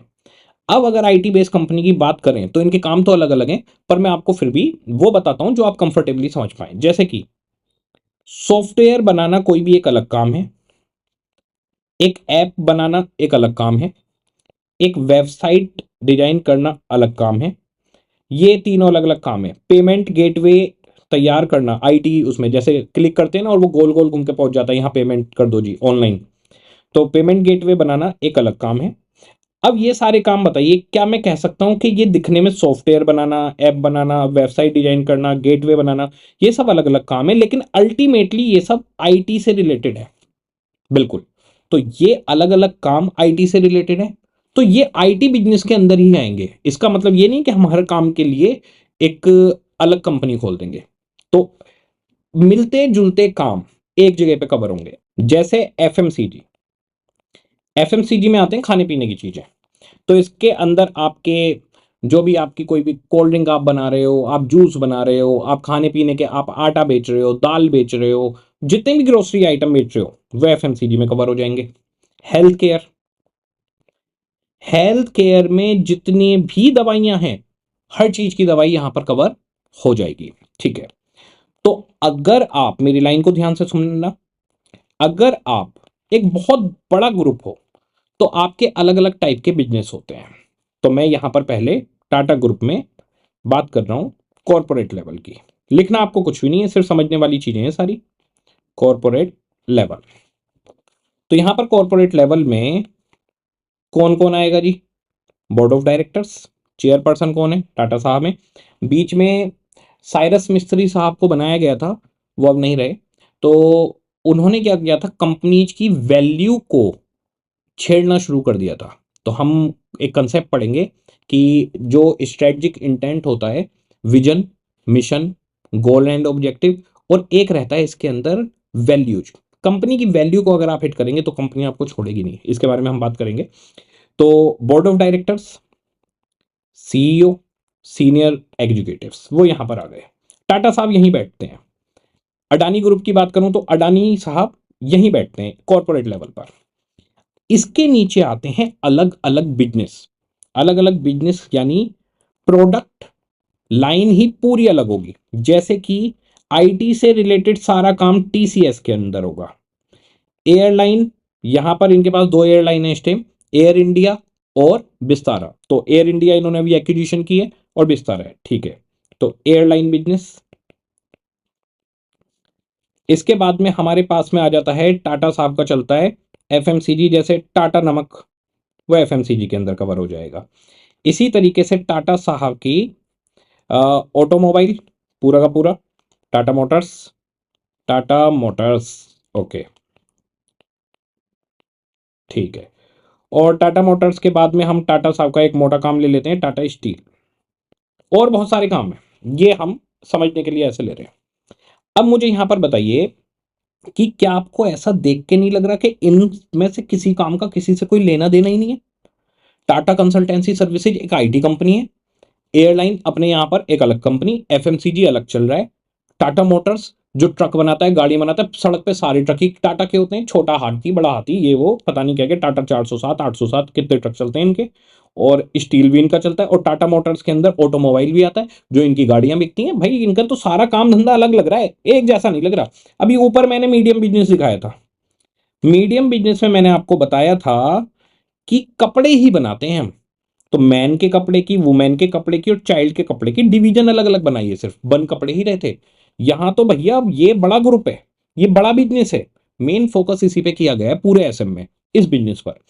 तो टाटा ग्रुप क्या करता है, जब उसके इतने सारे बड़े बड़े काम हैं, वो बेसिकली हर काम के लिए एक स्ट्रेटेजिक बिजनेस यूनिट बनाता है। इसको कहते हैं स्ट्रेटेजिक बिजनेस यूनिट, SBU। आपको लिखना नहीं है, कुछ सब कुछ आएगा आगे। तो स्ट्रेटेजिक बिजनेस यूनिट क्या होती है? एक पेरेंट कंपनी के अंदर ये जो ग्रुप है, ये है पेरेंट कंपनी टाटा ग्रुप, और इसके अंडर में ये सब कंपनी है। आप जाकर देखेंगे तो टीसीएस अपने आप में एक कंपनी है, टीसीएस कंपनी का खुद का एक अपना बोर्ड है, उसके अंदर खुद अपने सीईओ हैं। जो एयर इंडिया इन्होंने खरीदी और विस्तार है, उसके अपने बोर्ड और सीईओ हैं। एफएमसीजी के अलग हैं, टाटा मोटर्स के सीईओ अलग हैं, और टाटा मोटर्स के शेयर अलग बिकते हैं मार्केट में। अगर आप स्टॉक एक्सचेंज पे जाएंगे, टाटा मोटर्स के शेयर्स अलग बिक रहे हैं, टीसीएस के अलग बिक रहे हैं, क्योंकि ये सब कंपनियां हैं। इन सब कंपनियों में एक मेजर इन्वेस्टमेंट टाटा ग्रुप के बोर्ड का है, इसलिए वो इन सब के मालिक हैं। तो यहां पर टीसीएस हमारे पास ये एक सेपरेट कंपनी बना दी। अच्छा, ये अलग कंपनी बना दी, सारी लिस्टेड है, सबके स्टॉक एक्सचेंज पे शेयर्स बिकते हैं। ये अलग बना दी, ये अलग बना दी, और ये अलग बना दी। बहुत बढ़िया भाई, सारी अलग अलग कंपनियां हो गई। अब इनके अंदर अपने सीईओ हैं, इनके अपने बोर्ड ऑफ डायरेक्टर्स हैं, लेकिन ये सब चलेंगे किसके ऑर्डर पे? कॉर्पोरेट लेवल के। क्योंकि इन सारी कंपनियों के मेजर इन्वेस्टमेंट ये टाटा ग्रुप के पास रहता है। जो तो इनके पास ना प्रमोटर शेयर जो होता है वो सबसे ज्यादा टाटा ग्रुप के पास है। तो इसके चेयर, सबके चेयरपर्सन अलग अलग हैं, लेकिन इन सबका जो हेड है वो टाटा ग्रुप ही है। तो जी टीसीएस भी इसको बोलते हैं स्ट्रेटेजिक बिजनेस यूनिट, यानी एक बड़ा ग्रुप मल्टीपल कंपनियां बना दे अलग अलग बिजनेस के लिए, तो उसको बोलते हैं strategic business unit. SBU 1, SBU 2, जितने बिजनेस जोड़ते जाओगे उतने एसबीयू बनते चले जाएंगे। तो एसबीयू बनाए क्यों जा रहे हैं भाई, इसका क्या ऑब्जेक्टिव है? एसबीयू इसलिए बनाया जाता है कि देखो, अब हम टीसीएस के बारे में सोचते हैं, मैं इस डिजाइन को खत्म कर देता हूं, मैं टीसीएस की बात करता हूं। तो टीसीएस का अपना खुद का एक बोर्ड है, उसके अपना एक सीईओ है, और ये बोर्ड और ये सीईओ वो हैं जो आईटी कंपनी के एक्सपर्ट्स हैं। ये आईटी के एक्सपर्ट्स, जिनके हाईली स्किल्ड बंदे, वो टीसीएस के बोर्ड में होंगे। उसके नीचे फिर आपके टीसीएस के अलग अलग काम होंगे, फाइनेंस, आर&डी, ये सारी चीजें चलती रहेंगी।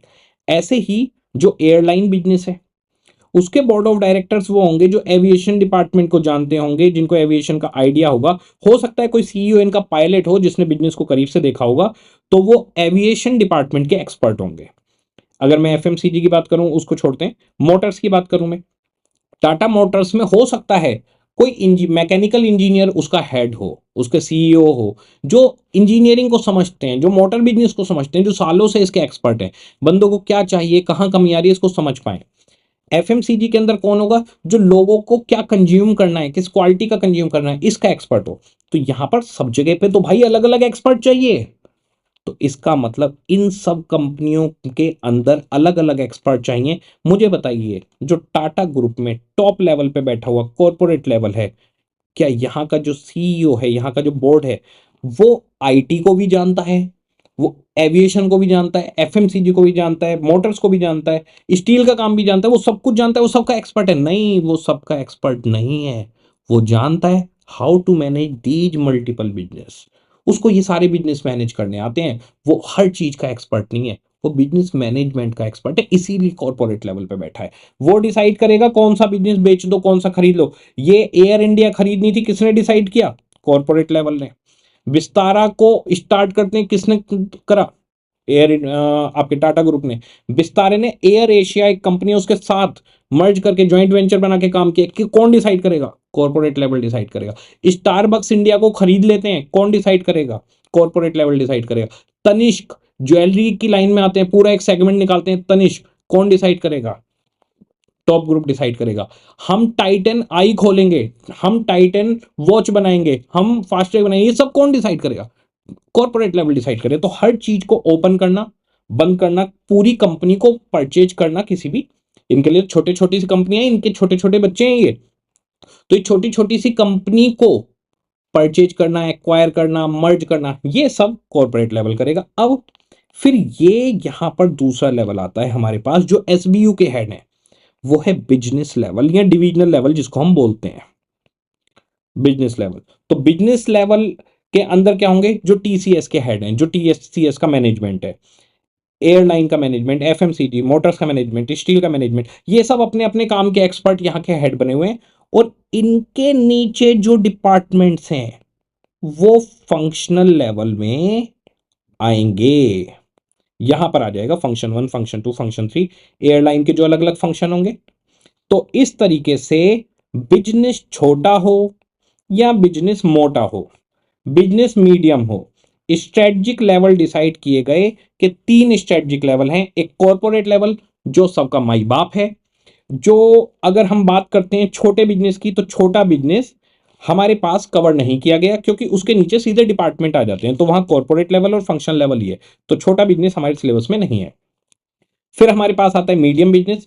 मीडियम बिजनेस के अंदर जो हेड है वो कॉर्पोरेट लेवल है, उसके नीचे अलग अलग तरीके का कपड़ा, मैन, वुमेन, चाइल्ड, अलग अलग डिवीजन बना दिए, उनके हेड बिजनेस लेवल हेड हैं। और उसके नीचे फिर हमारे आ जाते हैं फंक्शन लेवल हेड्स, वहां के मैनेजर। ध्यान रखिएगा, फंक्शनल लेवल की जिम्मेदारी अपने फंक्शन तक है, पर इनके टच में रहना बहुत जरूरी है। ये वो इंपॉर्टेंट पर्सन है जो कस्टमर्स के टच में रहते हैं। बिजनेस लेवल मैनेजमेंट की जिम्मेदारी अपने पूरे बिजनेस यूनिट की होती है, और जो बोर्ड है, जो कॉर्पोरेट लेवल है, जो टॉप पर है, वो सारे डिसीजन लेता है जो मेजर डिसीजंस होते हैं। बिल्कुल ठीक है, सिंपल बात है। अब हम आते हैं जो बड़ा मोटा बिजनेस है, इस मोटे बिजनेस की बातचीत आपको खूब मिलेगी। मोटे बिजनेस में क्या होता है, एक पेरेंट कंपनी होती है और बाकी चाइल्ड कंपनियां होती हैं। इन चाइल्ड कंपनियों को SBU बोलते हैं, स्ट्रेटेजिक बिजनेस यूनिट। तो अगर कोई पूछे स्ट्रेटेजिक बिजनेस यूनिट क्या है, तो स्ट्रेटेजिक बिजनेस यूनिट है जब हम अलग अलग तरीके के एक से ज्यादा प्रोडक्ट बनाते हैं या सर्विसेज प्रोवाइड करते हैं जो लार्ज स्केल पे चलता है, और उसके लिए हम एक इंडिपेंडेंट डिवीजन क्रिएट कर देते हैं। उस इंडिपेंडेंट डिवीजन या यूनिट को हम स्ट्रेटेजिक बिजनेस यूनिट बोलते हैं। मैं आपको बता दूं, अभी तक हम बुक पे नहीं गए हैं, ये सब कुछ बेस तैयार कर रहा हूं मैं आपका छोटा छोटा सा। तो जी हमारे पास यहां पर कॉर्पोरेट लेवल में टाटा ग्रुप के टॉप में जो होंगे वो रहेंगे, ठीक है। इसके बाद में ये सारी कंपनियों के जो हेड होंगे वो बिजनेस लेवल पे रहेंगे और उसके नीचे फंक्शन लेवल रहेगा, ठीक है। यहां पर भी बात मैं बताता हूं, कोई नया बिजनेस खोलना है यानी कोई कंपनी खरीद लेनी है या कोई नया कंपनी स्टार्ट कर देनी है, जैसे टाटा टेक्नोलॉजी वही नहीं स्टार्ट करते हैं, तो टाटा टेक्नोलॉजी नहीं स्टार्ट करनी है तो वो डिसीजन कॉर्पोरेट लेवल लेगा, एक और SBU बना देगा, एक और कंपनी क्रिएट कर देंगे, IPO निकाल देंगे उसके भी, ठीक है। कोई कंपनी बंद करनी है, मर्जर करना है, ज्वाइंट वेंचर करना है, ये सब डिसीजन मेकिंग कॉर्पोरेट लेवल की। TCS क्या परफॉर्म कर रहा है उसके लिए जिम्मेदार TCS का top management, that is called as business level. Airline अच्छा कर रही है, बुरा कर रही है, उसके लिए एयरलाइन का SBU 2 का जो भी बिजनेस लेवल मैनेजमेंट है वो जिम्मेदार, जो इनके हेड है। FMCG के हेड FMCG के लिए जिम्मेदार, मोटर्स के हेड मोटर्स के लिए जिम्मेदार, स्टील्स के हेड स्टील के लिए जिम्मेदार। इन सब को जो कॉर्पोरेट लेवल स्ट्रेटेजी है उनको फॉलो करना है। तो कॉर्पोरेट लेवल स्ट्रेटेजी किसी एक बिजनेस के लिए नहीं बल्कि कॉमन स्ट्रेटेजी देता है पूरे ग्रुप के लिए। तो एक कॉमन स्ट्रेटेजी देंगे। कॉमन स्ट्रेटेजी में क्या होता है, ये अपना विजन बता देते हैं हम चाहते क्या है। तो जैसे टाटा अगर आप देखेंगे तो टाटा है ट्रस्ट का नाम, टाटा के ऊपर ट्रस्ट करते हैं लोग कि कुछ भी कर सकते हैं, लोगों के साथ बुरा नहीं करेंगे। टाटा का स्टील मिलेगा तो हाई क्वालिटी मिलेगा। टाटा की मोटर्स अगर आप गाड़ी खरीदेंगे तो आपको भरोसा होगा कि गाड़ी अच्छी होगी। टाटा नमक आप खाते हैं तो आपको पता है इस नमक में मिलावट नहीं होगी।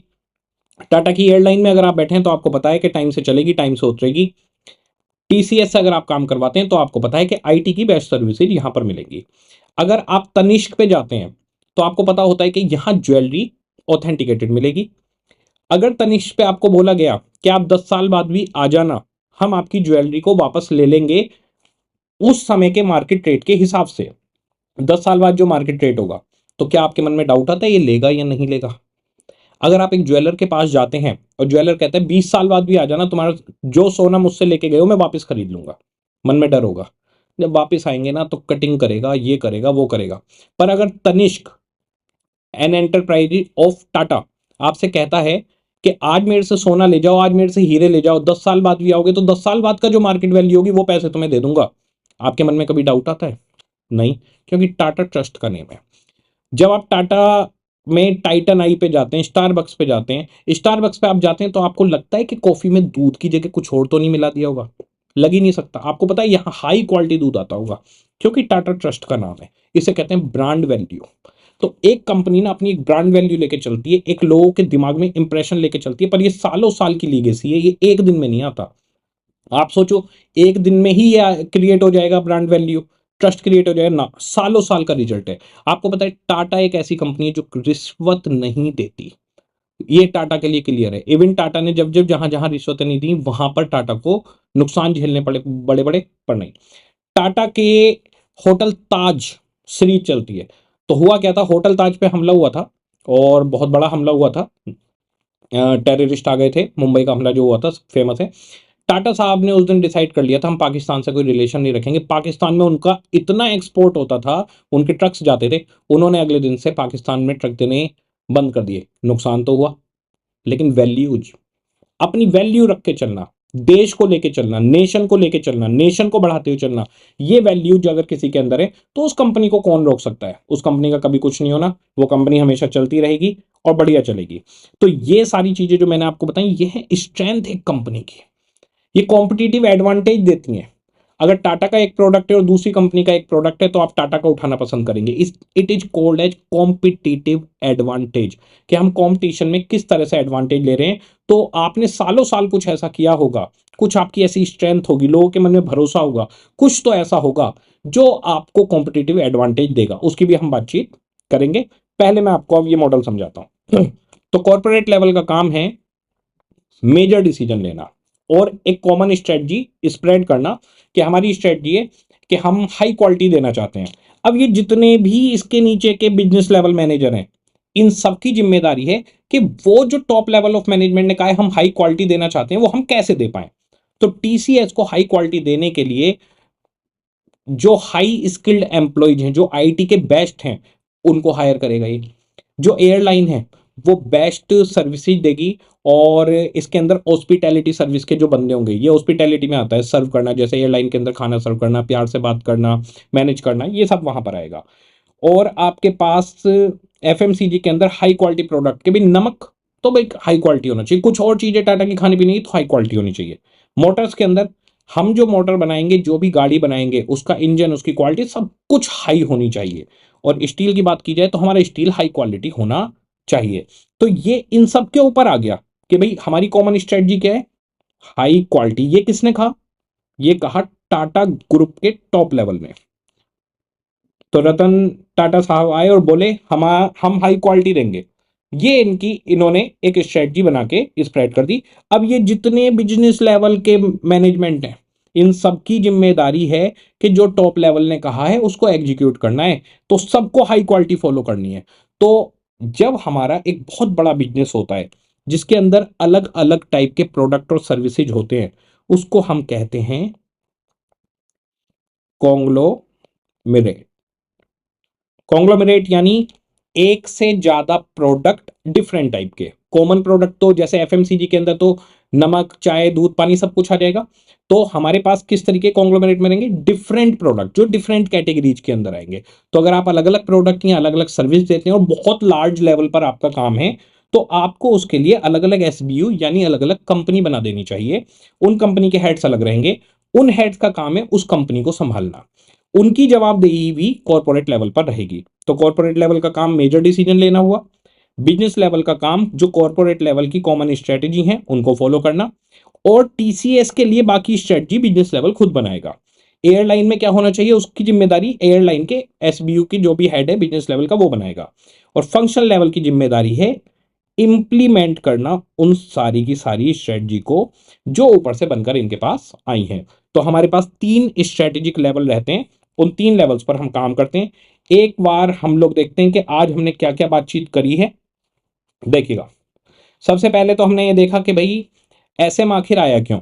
एसएम इसलिए आया क्योंकि हर जगह पर सीए इन्वॉल्व थे, लेकिन उनको बिजनेस के बारे में इतना नहीं पता था, तो ऊपर की रेंज में नहीं पहुंच पा रहे थे। तो इस पेपर को इनकॉर्पोरेट किया गया कि बिजनेस की भी समझ हम देंगे कि किस तरीके से मैनेजमेंट सोचता है और किस तरह से स्ट्रेटजी बनाई जाती है और बिजनेस को किस तरह से चलाया जाता है। ठीक है, उसके बाद हमारे पास टोटल 5 चैप्टर हैं। उस 5 चैप्टर के अंदर सबसे पहले अंत के अंदर तो इंट्रोडक्शन चलेगा, नॉर्मल है बहुत। फिर हम एक्सटर्नल और इंटरनल इन्वायरमेंट को समझेंगे एनालिसिस के अंदर। फिर हम स्ट्रैटेजी को चूज करेंगे, फिर उसको इंप्लीमेंट और इवेल्युएट करेंगे। बहुत ही आसान सब्जेक्ट है। फिर हमने अलग अलग टाइप के बिजनेस देखे कि भाई छोटू बिजनेस, और आपके पास मीडियम बिजनेस और मोटो बिजनेस। मेन मोटो बिजनेस पे ध्यान रखना है, इसी के ऊपर फोकस रखेंगे। मोटो बिजनेस कहते हैं कि एक पेरेंट कंपनी होगी जो छोटी छोटी हर प्रोडक्ट और सर्विस के लिए कंपनी बना देगी। उन सारी कंपनियों की जिम्मेदारी बिजनेस लेवल की रहेगी, और उसके बाद फंक्शनल लेवल इन सबको इंप्लीमेंट करेगा। तो यहां तक हमें कंसेप्ट समझ में आ गए, पूरा हमने देख लिया। अब हमारे पास बुक के अंदर हम जो कंसेप्ट से रिलेटेड टॉपिक होंगे वो देखेंगे। मैक्सिमम जितनी मैं रीडिंग आपके साथ कर सकता हूँ और समझा सकता हूँ वो साथ के साथ लेकर चलूंगा, क्योंकि घर पर अगर आप जाकर खुद से पढ़ते हैं तो कई बार कुछ चीज़ों की तो इंटरप्रिटेशन ही नहीं आ पाती कि भाई कहना क्या चाहता है। कंसेप्ट क्लियर होता है, पर कुछ स्टडी मेट में ऐसी लाइंस होती हैं जो कंफ्यूज करती हैं। तो हम सारा का सारा रीड करते हुए चलेंगे, मैं आपको पूरा का पूरा बताता हुआ चलूंगा साथ में दूसरा फायदा ये होगा, अगर हम साथ में रीड कर रहे हैं, क्लास के बाद आपको एक बार और रीडिंग करनी है, तो आपके अंदर कॉन्फिडेंस रहेगा कि हाँ हम एक बार तो पढ़ चुके हैं, सर ने सारी चीज समझा दी है, अब एक बार हम रीड कर लेते हैं। और नंबर एग्जाम में किस चीज के मिलने हैं? नंबर बच्चों इसे लिखने के ही मिलने हैं। तो इस चीज पर हमारा खासा ध्यान रहेगा कि कंसेप्ट के साथ में एक एक टर्म समझना, एक एक लाइन समझना बेहतर रहेगा। आराम से पढ़ते हैं। Strategic level in organisation. तो स्ट्रेटजिक लेवल 3 रहेंगे, कॉर्पोरेट, बिजनेस एंड फंक्शनल। देखते हैं, a typical large organisation, large बड़े ऑर्गेनाइजेशन की यानी मोटो बिजनेस की बात हो रही है, is a multi divisional organisation that competes in several different business. It has separate self contained division to manage each of these business. तो हर बिजनेस के लिए अलग अलग डिवीजन बना दी गई। For example, Patanjali has health care, FMCG, organic food, medicinal oil and herbs and various different business. तो अलग अलग बिजनेस के लिए हेल्थ केयर के लिए अलग एसबीयू बना दो, एफएमसीजी के लिए अलग, और ऑर्गेनिक फूड के लिए अलग, ऐसे एसबीयू अलग अलग बना दो। उनके हेड बिजनेस लेवल होंगे, वो उनको संभालेंगे। It has separate division which work with in themselves to sustain each of these business. तो हर किसी की सेपरेट डिवीजन होगी, अपनी अपनी डिवीजन देख लो भैया। डिवीजन देखना बिजनेस लेवल का काम है। Generally there are 3 main levels of management, corporate level, business level and functional level. जो डिसीजन मेकिंग है वो कॉर्पोरेट और बिजनेस लेवल की रहती है, और फंक्शनल लेवल सिर्फ जो ऊपर से स्ट्रेटजी बन के आई है उनको इंप्लीमेंट करता है। General managers are found at the first two of these levels. तो कॉर्पोरेट और बिजनेस लेवल पर आ गए, but their strategic role differ depending on their sphere of responsibility, sphere यानी एरिया। तो जो जनरल मैनेजर हैं वो 2 लेवल पे मिलेंगे, एक कॉर्पोरेट लेवल के मैनेजर होंगे और एक बिजनेस लेवल के मैनेजर होंगे। दोनों मैनेजर्स के काम अलग हैं। बिजनेस लेवल का काम है अपने बिजनेस को चलाना, और टॉप लेवल का काम है सारे बिजनेस को देखना, उनके लिए स्ट्रेटजी बनाना। फंक्शनल लेवल सिर्फ इंप्लीमेंटेशन का काम करेगा। तो यहां पर हमारे सामने ये डिजाइन आ गया।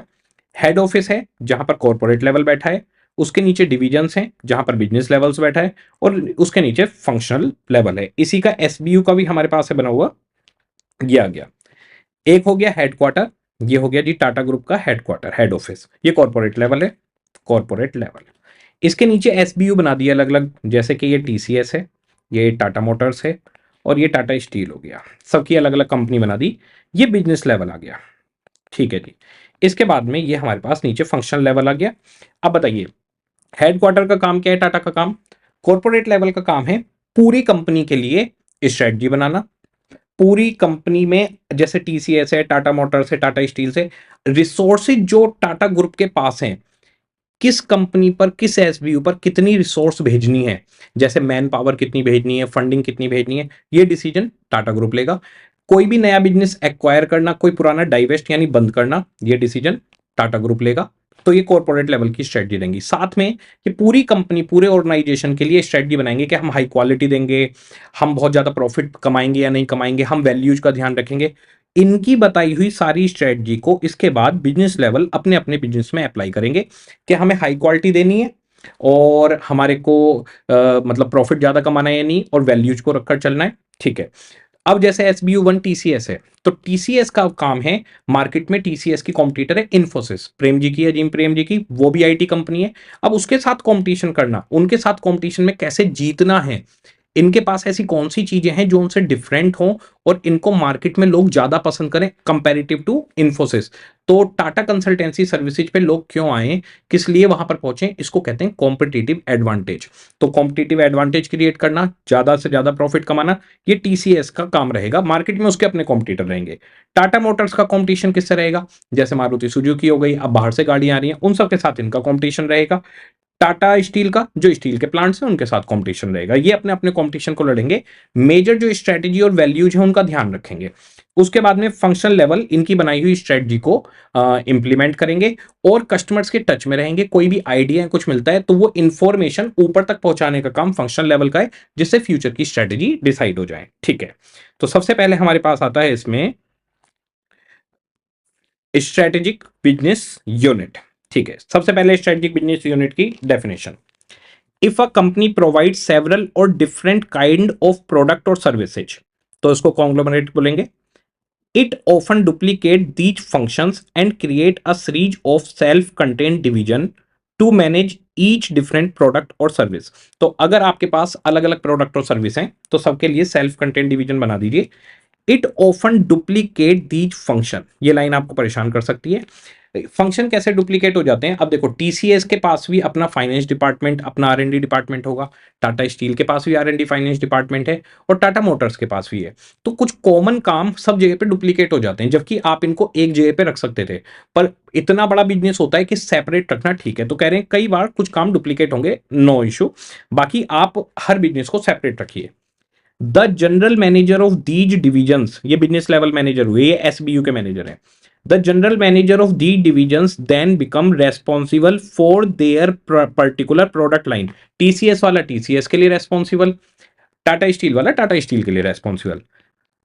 They are responsible for deciding how to create a competitive advantage and achieve higher profitability with the resources and capital they have at their disposal। तो टीसीएस का जो बिजनेस लेवल मैनेजर है, उसके पास कुछ फंड्स हैं, उसके पास man power है, उसके पास इक्विपमेंट्स हैं, कंप्यूटर, और उसके पास कनेक्शंस हैं। उसको उन रिसोर्सेज और कैपिटल के साथ में मार्केट में जो टीसीएस के कॉम्पिटिटर्स हैं उनके ऊपर कॉम्पिटिटिव एडवांटेज लेनी है, जिससे कस्टमर इनके पास आए, और ज्यादा से ज्यादा प्रॉफिट बनाना है, ये इनकी जिम्मेदारी रहती है। Such divisional divisions are called as strategic business unit, SBO. ठीक है, अब हमारे लेवल से स्टार्ट होते हैं। सबसे पहला level corporate level. Corporate level का क्या काम है? बड़े बड़े डिसीजन लेना, मर्जर, एक्विजिशन, किसी बिजनेस को खोलना, बंद करना, पूरे ऑर्गेनाइजेशन के लिए स्ट्रेटजी बनाना। जो अलग अलग एसबीयू हैं उन पर कितनी रिसोर्सेज भेजनी है, जैसे मैन पावर टीसीएस में, टाटा स्टील में, टाटा मोटर्स में कितनी भेजनी है, कितनी कैपिटल भेजनी है, ये सब टॉप लेवल का काम है। और पूरे ऑर्गेनाइजेशन का क्या मिशन रहेगा, क्या गोल्स रहेंगे, वो डिसाइड करना, जो बिजनेस लेवल पे ट्रांसफर कर दिया जाएगा। The corporate level of management consist of CEO, other senior executive, board of directors, corporate staff. These individual participate in strategic decision making within the organization। तो ये ऑर्गेनाइजेशन की सारी स्ट्रेटजी बनाते हैं। The role of corporate level manager is to oversee the development of strategy for the whole organisation. पूरे organisation की आप strategy develop करिए। This role include define the mission and goal of the organisation. Organisation के goal क्या है, उनके mission क्या है। Determining what business it should be, हमारा बिजनेस क्या होगा ये बताएंगे।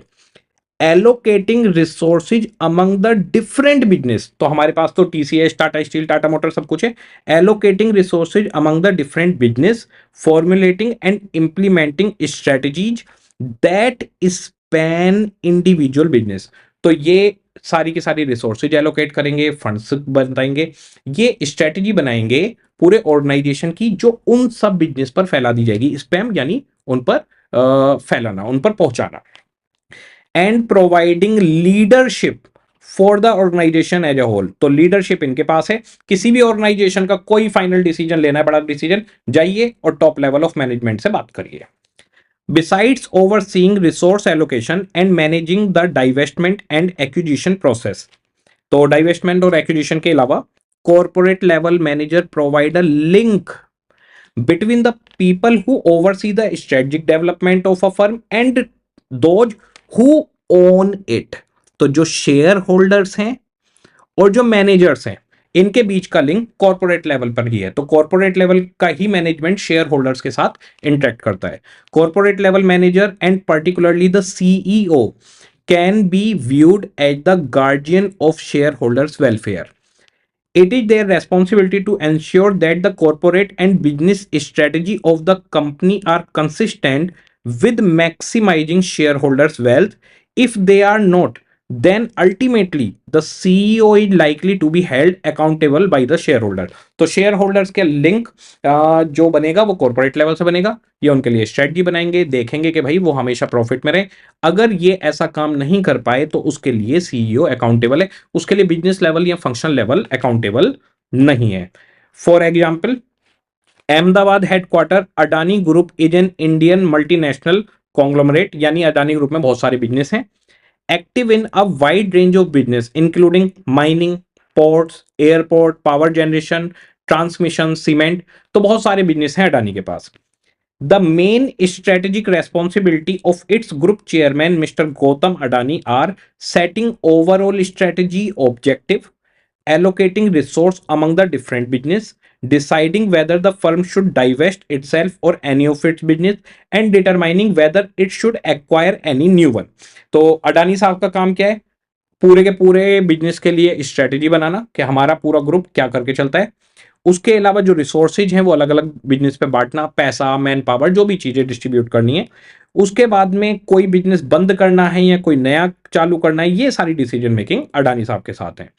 इन other word, it is up to mister Adani and other senior executive to develop strategies that span individual business and building and managing corporate portfolio of business to maximize corporate profitability। तो Adani group बैठ के क्या करेगा? उनके नीचे के जितने business हैं उन एक कॉमन स्ट्रेटजी बनाई, उन पर स्प्रेड कर दी। उसके बाद देखेगा कि कितनी रिसोर्सेज एलोकेट करनी है। जैसे एक कंपनी के पास पैसे की शॉर्टेज है, पैसा भेजो। एक पे मैन पावर की शॉर्टेज है, मैन पावर भेजो। एक पे स्किल्ड बंदे की जरूरत है, तो स्किल्ड बंदा एक दूसरी कंपनी का सीईओ, अपने ग्रुप की सीईओ उठाकर दूसरे ग्रुप में ही भेजा जा सकता है, अगर लगता है कि वहां पर इसकी नीड होगी तो ये इस तरीके से काम करेंगे। और पूरे के पूरे अडानी ग्रुप का एक पोर्टफोलियो सेट हो गया। तो अडानी ग्रुप पे जो भी भरोसा करेगा, उसके शेयर होल्डर भरोसा करने वाले, उन्हें फायदा होगा, जो इन्वेस्टर्स हैं। However, it is not their specific responsibility to develop strategy for competing in individual business areas। तो जो इंडिविजुअल बिजनेस एरिया है, जैसे कि पोर्ट का बिजनेस है, तो पोर्ट के बिजनेस में कंपटीशन कैसे करना है, ये अडानी साहब का काम नहीं है। वो जो पोर्ट का सीईओ है बिजनेस लेवल, वो देखेगा। अब मान लीजिए पावर जनरेशन का काम है, तो जो पावर प्लांट का, पावर जनरेशन का सीईओ है, उसका काम है कि पावर की लाइन में आप कंपटीशन करो। हमारा काम है बड़ी strategy banana.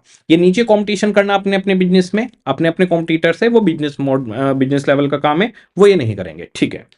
Such as financial service, the development of such strategy is the responsibility of those in charge of different business called as business level manager।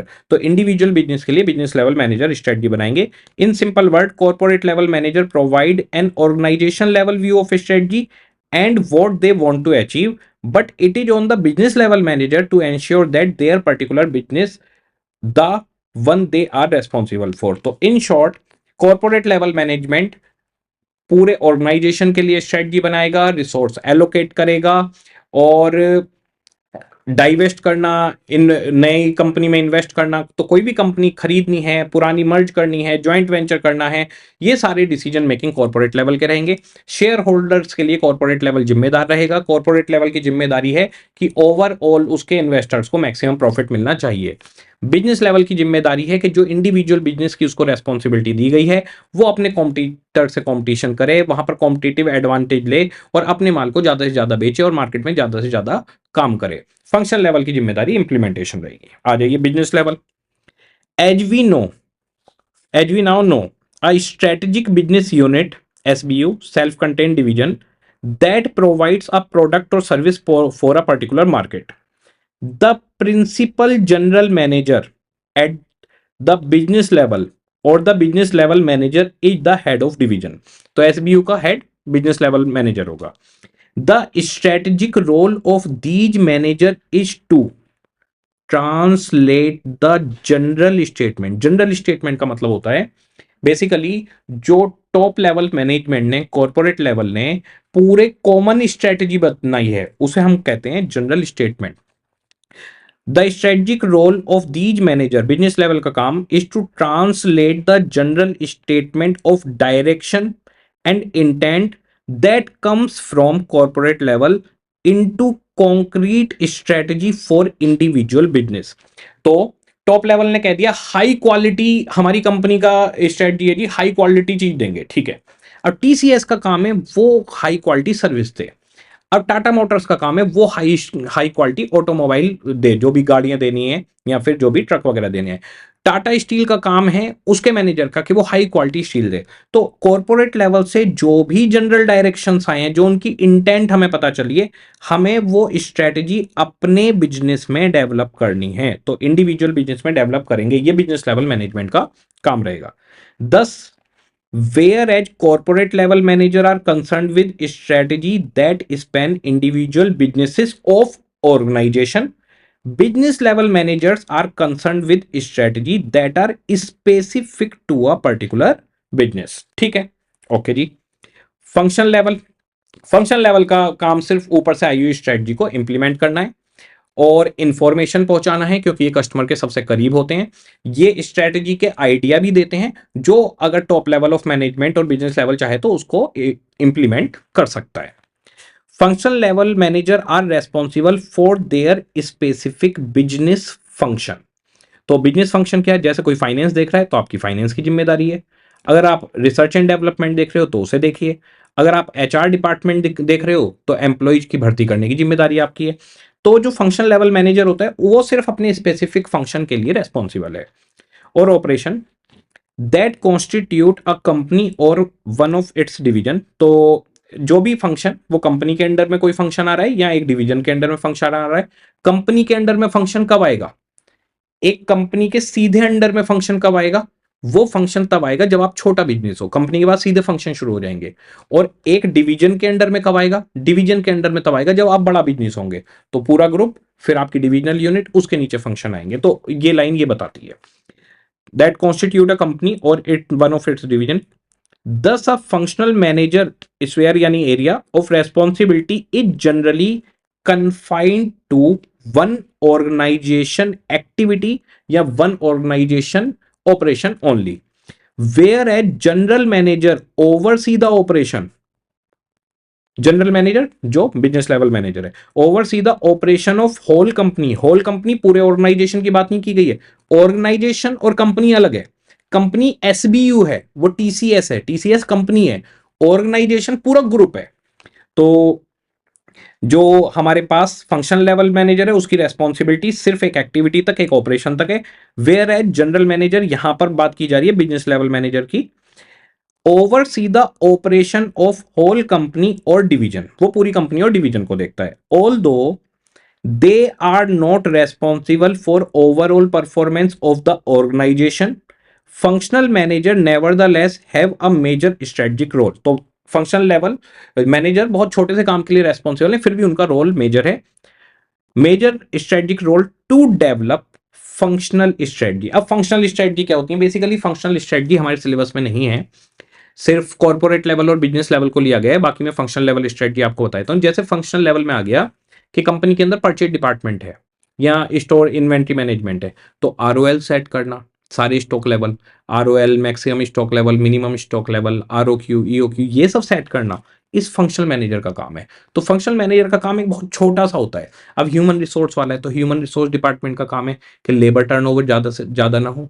अब फाइनेंस मैनेजर की बात की जाए तो फाइनेंस मैनेजर का काम है कॉस्ट ऑफ कैपिटल कम से कम रहे, एनपीवी पॉजिटिव रहे। ये सब इनके फंक्शनल मैनेजर्स के काम होते हैं। तो इसको यहां नहीं रखा गया, कॉर्पोरेट और बिजनेस लेवल को रखा गया है। रीजन में फिर से आपको बताता हूं, ये सब्जेक्ट कोर्स में किस लिए आया? क्योंकि सीए को हमें पढ़ाना था बाकी पूरा का पूरा बिजनेस, जो उसको नहीं पता था पहले, जो वो पहले पढ़ के नहीं जाता था, सीखता था कॉर्पोरेट में जाकर। तो ये फाइनेंस से रिलेटेड, टैक्सेशन से, ये सब तो आपको आता है, तो फंक्शनल लेवल को गायब कर दिया सीधा। Major strategic role to develop functional strategy in their area that help fulfil the strategic objective set by business and corporate level management. तो ये क्या करता है? फंक्शनल लेवल स्ट्रेटजी को इंप्लीमेंट करता है, फंक्शनल लेवल स्ट्रेटजी बनाकर, छोटी छोटी स्ट्रेटजी बनाकर, जिससे बिजनेस लेवल और कॉर्पोरेट लेवल ने जो इसको जिम्मेदारी दी थी वो फुलफिल कर सके। Functional manager provide most of the information. सारी इंफॉर्मेशन कौन पहुंचाता है भाई? ऊपर फंक्शनल मैनेजर पहुंचाता है। Functional manager provides most of the information that makes it possible for business and corporate level manager to formulate realistic and attainable strategies। तो functional level manager customer के टच में रहता है, वो आपको बताता है, इंफॉर्मेशन भेजता है नीचे क्या चल रहा है, ग्राउंड लेवल पे क्या चल रहा है, जिससे आप जो बिजनेस लेवल और कॉर्पोरेट लेवल वाले हैं वो रियलिस्टिक और अटेनेबल स्ट्रेटजीज को बना पाओ। अटेनेबल यानी जिसको एक्चुअल में अचीव किया जा सकता है। ऐसी स्ट्रेटजी ना बना दो, कोई ऐसे गोल ना बना दो जो मिलने ही नहीं है। Indeed, because they are closer to customer than the typical general manager। तो ये क्लोज है, उसके लिए कहानी बताइए। फंक्शनल मैनेजर, ये इंपॉर्टेंट लाइन है, functional manager themselves may generate important ideas, वो खुद इंपॉर्टेंट आइडियाज निकाल लेते हैं।